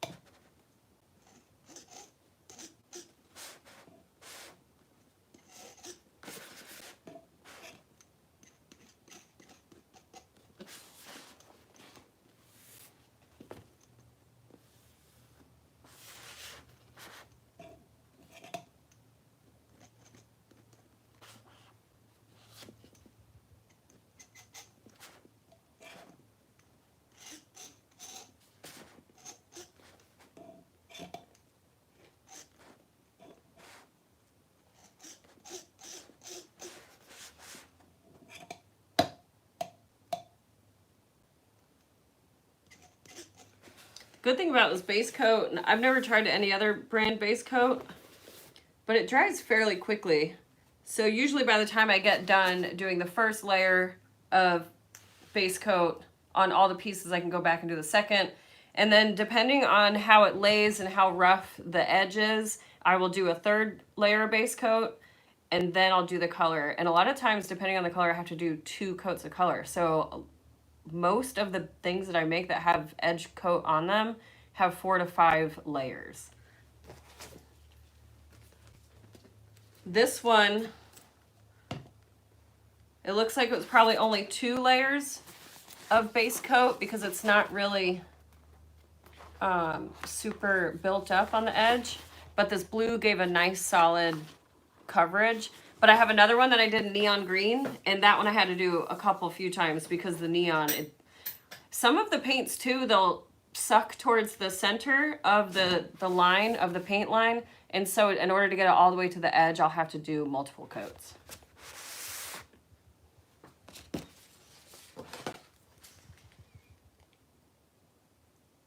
Looks cool. Oh, thank you, everybody. I'm glad that you like that other bag. See, I would do, Helen, I wish if I could do bronze, I probably would try it on this bag, but I don't have the capability. I don't have any metallics. I would do a dusty rose color. No, that's my inclination, is to do dusty rose, but I'm sure I could make it gray and pink and white. That would actually be really nice. My problem is my storage of my custom mixed colors is just, it doesn't work. It dries out.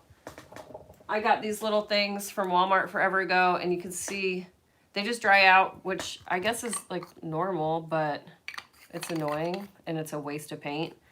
So I was making all of these cool custom colors, and then they would dry out. And then I couldn't get I couldn't get the correct color matches, and Somebody else in one of the sewing groups had said that they tried a contact case, so I tried that too, and that worked a little bit better. And it was, you don't have to use as much paint because the capacity is a lot smaller than those things, but it still dries out and gets goopy. Oh yeah, see, there's a dusty rose color that I mixed up a while back, so I guess I could do it.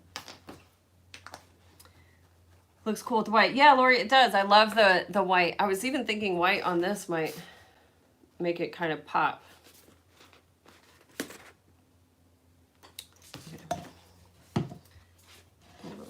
To call it artistic flair. Yeah, that's what it is, artistic flair, i.e. oops, I forgot to change the thread. And the funny part is the inside thread color doesn't actually match the outside. I had different color threads in the bobbin and the top threads, so they're just slightly different. Yeah, so this is actually white, and then this in here is like a beige tan color. Oh well. If somebody notices that, I'd be shocked. Unless it's another bag maker, I don't think anybody would notice.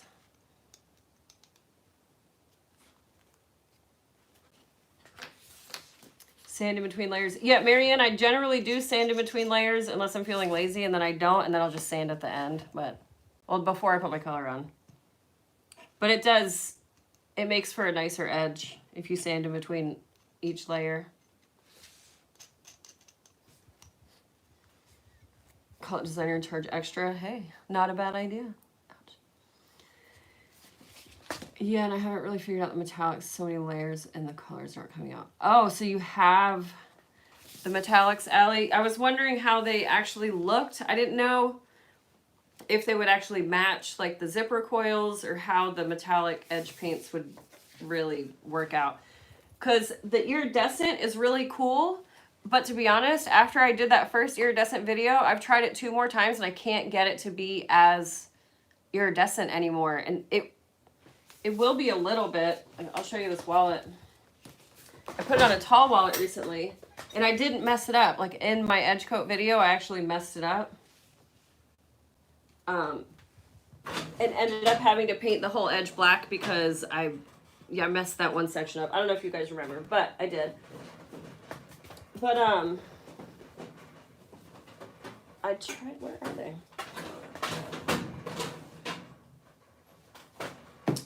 So I tried the iridescent on this one. Wipe this clean real quick. I put the iridescent paint on this one, and you can see it's like really, really shiny. But to catch the flakes, it's just not, there's not a bunch of them in there. And the second time I used it, I shook it up to redistribute the glitter or whatever it is that's in there. But then it was really bubbly and the bubbles didn't pop. So I don't know. I haven't really figured out how to use the iridescent again. What about jam jars, those tiny ones? Oh yeah, the little tiny cute jars. That would actually, that might work. I think it's just because I don't use edge coat every day, you know, and especially the custom colors that I mix, I definitely don't use those all the time. So it's, obviously they are gonna dry out. I think that's why the jars come with a little plastic piece that sits down in there, but it might just be a situation. I'm getting low on some of my paints back here, so I'll just save those. And then the custom colors that I do use a lot of, like olive green or dusty rose maybe coming up, I will just reuse those jars. Small amber prescription vial water. Oh, that sounds like a good idea too. They say to mix the colors, no shaking. Oh, well, how do you mix it? With like I have a wooden chopstick. I guess I could use that. That's smart. I guess it does help to ask how the company suggests. Try using a stir stick in the iridescent. Yeah, I'm gonna have to try something. And I think this was just one layer of iridescent, so I could always do another one and see if it works. Maybe we'll try it while this is setting up.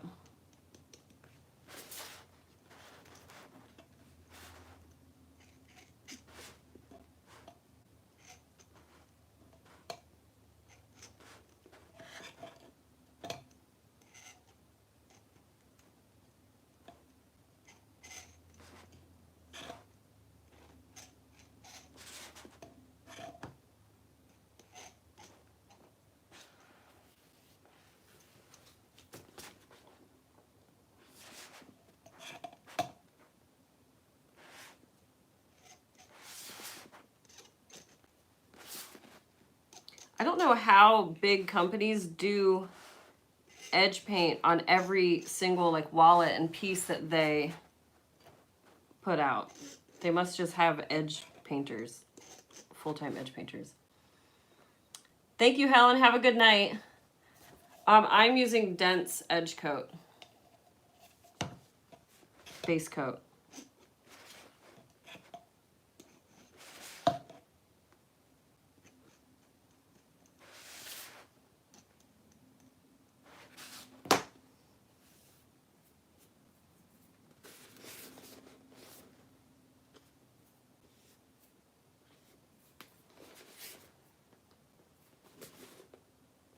The other good thing about base coat or dense or edge paint, geez, is that if you mess up, it really, you can like fill in your gaps and make everything nice and level, which is a good trick to have up your sleeve.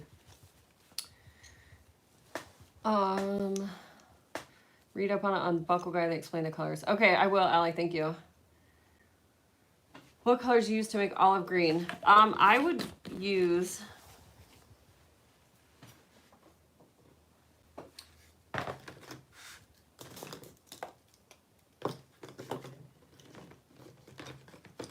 I think I use green 71, ochre, and then a little bit of dark brown to make olive green, if I remember correctly. Definitely green and ochre, but depending on how dark you want it, you can add brown.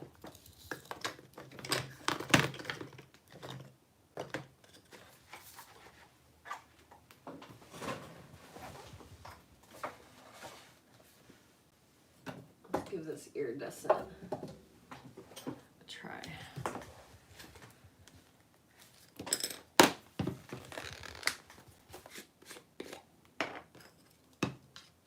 Oh yeah, it's like thick on the bottom.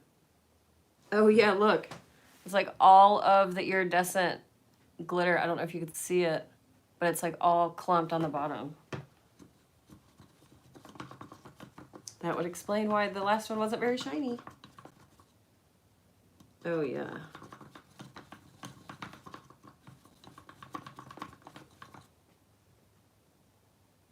Oh yeah, I can see it already. It looks so much more shimmery.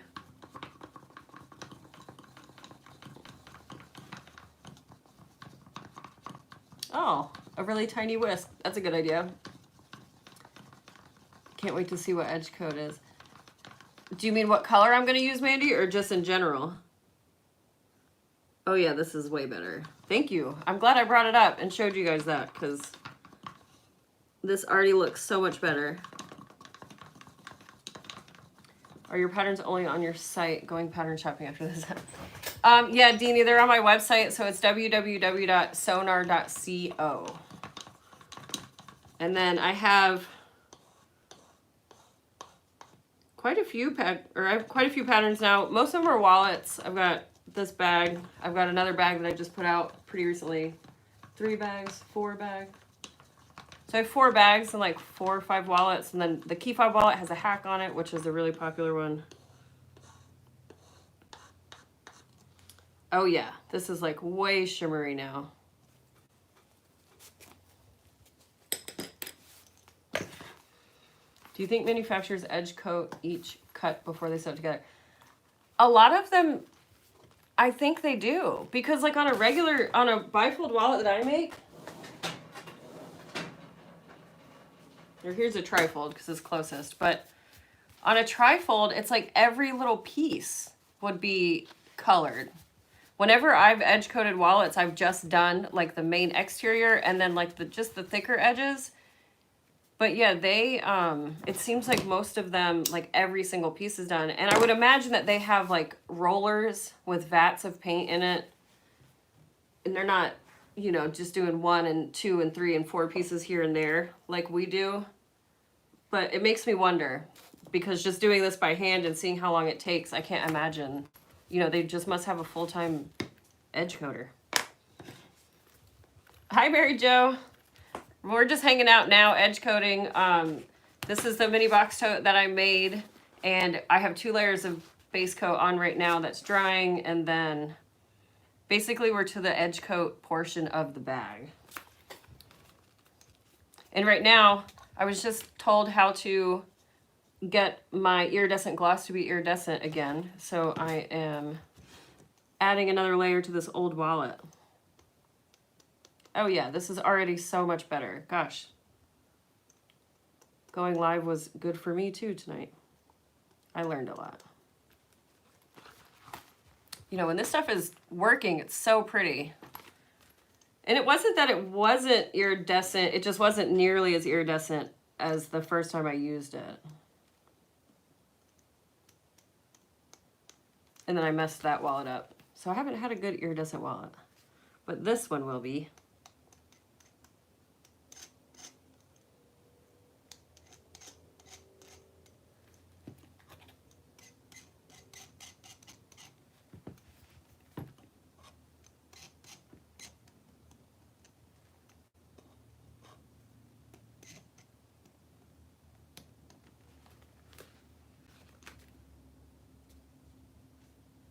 One thing that I have noticed though with this, once you put the iridescent on it, if you try to use acetone to remove it, it won't come off.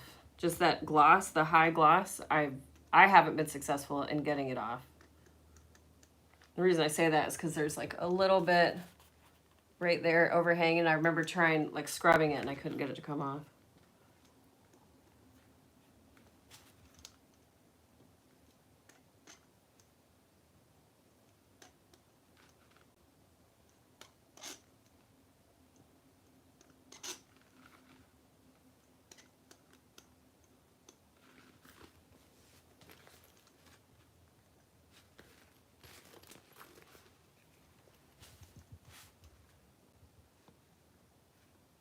Oh, awesome. I hope that you guys enjoy the bag pattern.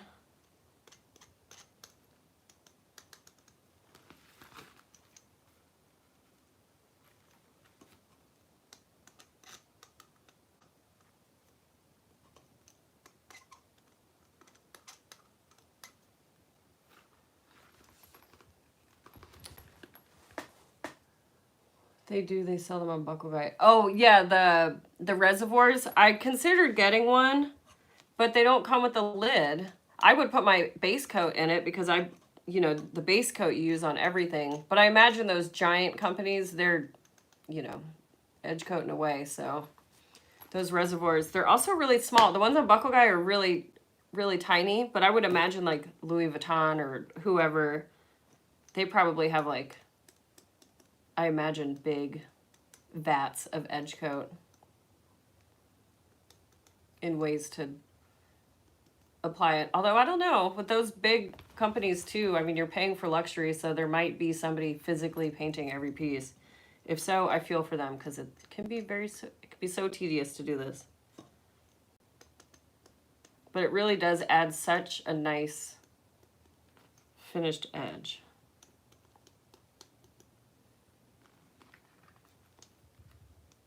I'm getting some bubbles in it now, which is weird.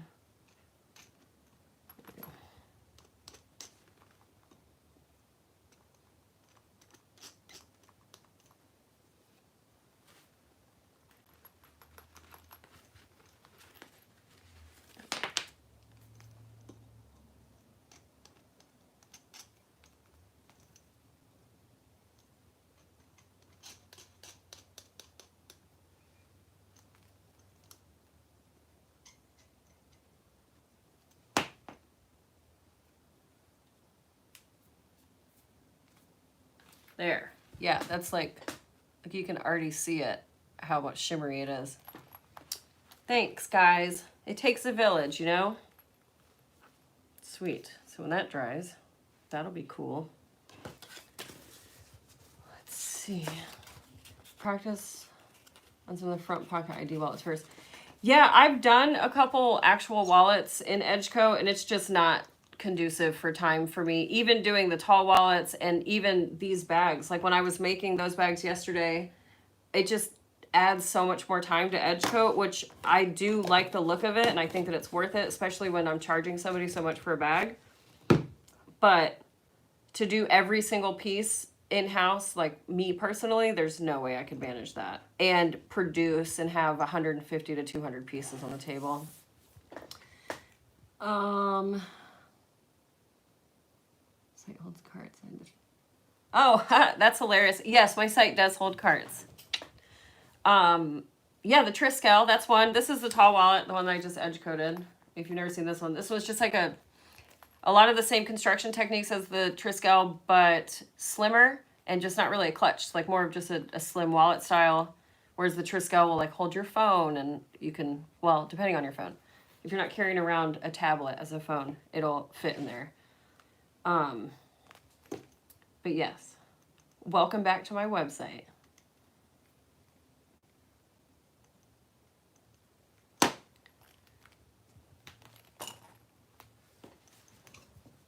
Is the roller type applicator tip foam? This, Marianne, is metal.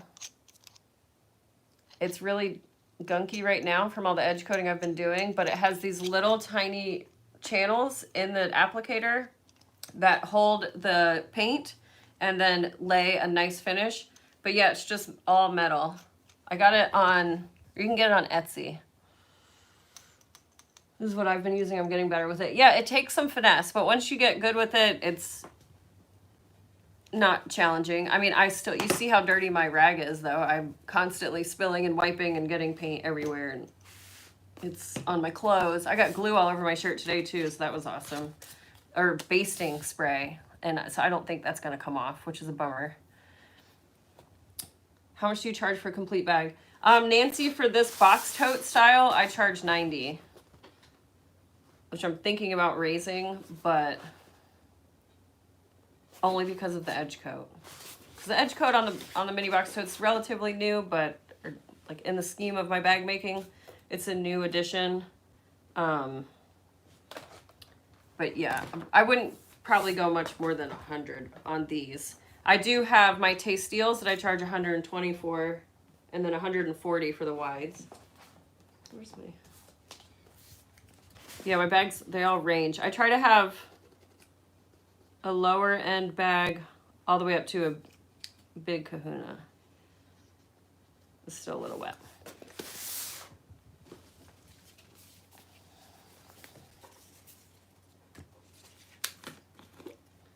Don't whisk too hard, you don't want bubbles. Yeah, that's the trouble, Tracy. I'll have to keep practicing with the iridescent.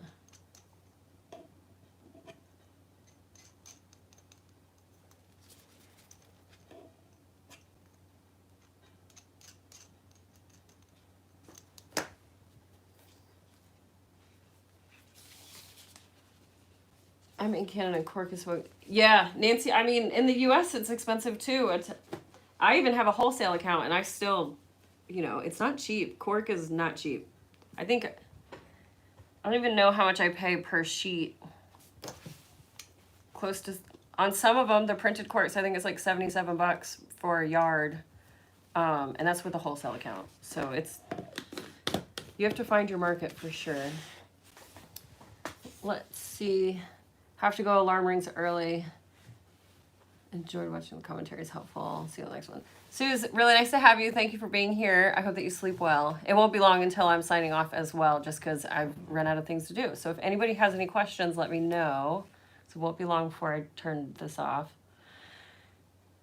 I think I got an email today saying cost of cork was going up. Marianne, who'd you get that from? Yeah, it seems like it's the shipping. The shipping on the cork is so expensive. These glasses make my nose sweaty. Sorry.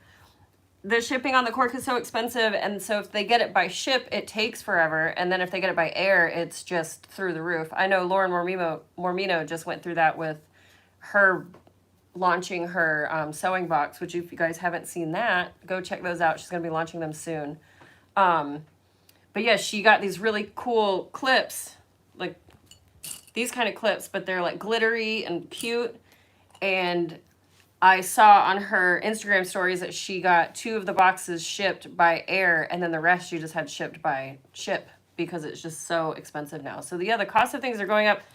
When I get rising costs, I generally don't raise my prices. I don't know if it's just out of habit or what, but this year, for the first time in 3 years, I raised my wallets, my bifold and trifold, by $2. That's it. The mini box tote went up $5 in the last year. I charged $77 for my paradigms. People kind of balk at that price because it's a smaller bag, but the people that want to buy them. So I don't push any, I don't sell my stuff. If people want stuff, I let them come to me. And then my wristlets I sell for $42, but they're just the plain front wristlets. I don't do any of the accents on them. Nancy, don't be scared to cut it. You're going to love it once you start using it. Cork is an incredible textile. And just go slow, take your time. There are free patterns. I've got a couple free patterns on my site if you want to do small projects like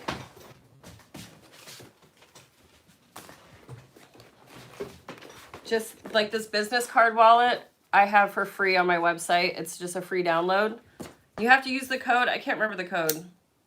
It's in the description.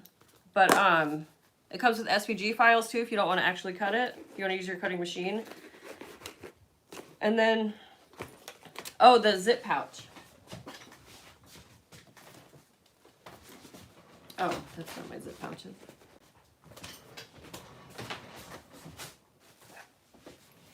This one is a free pattern on my site too. So just a super quick, easy zipper pouch. I sell these for $11, and at first they didn't sell, but now they go. I personally probably wouldn't ever buy something like this, but I don't use coin purses either, so I don't know. It's so weird. You never know what people are going to buy, but this is a free pattern, and the business card wallet is a free pattern, both on my website. And I sell the business card for $10, and those go quick on my table too. Fabric Funhouse. Oh, I haven't seen the price increase, but again, I get wholesale from them, so I might be on a different email list. I'm not sure. Or I could have just deleted it.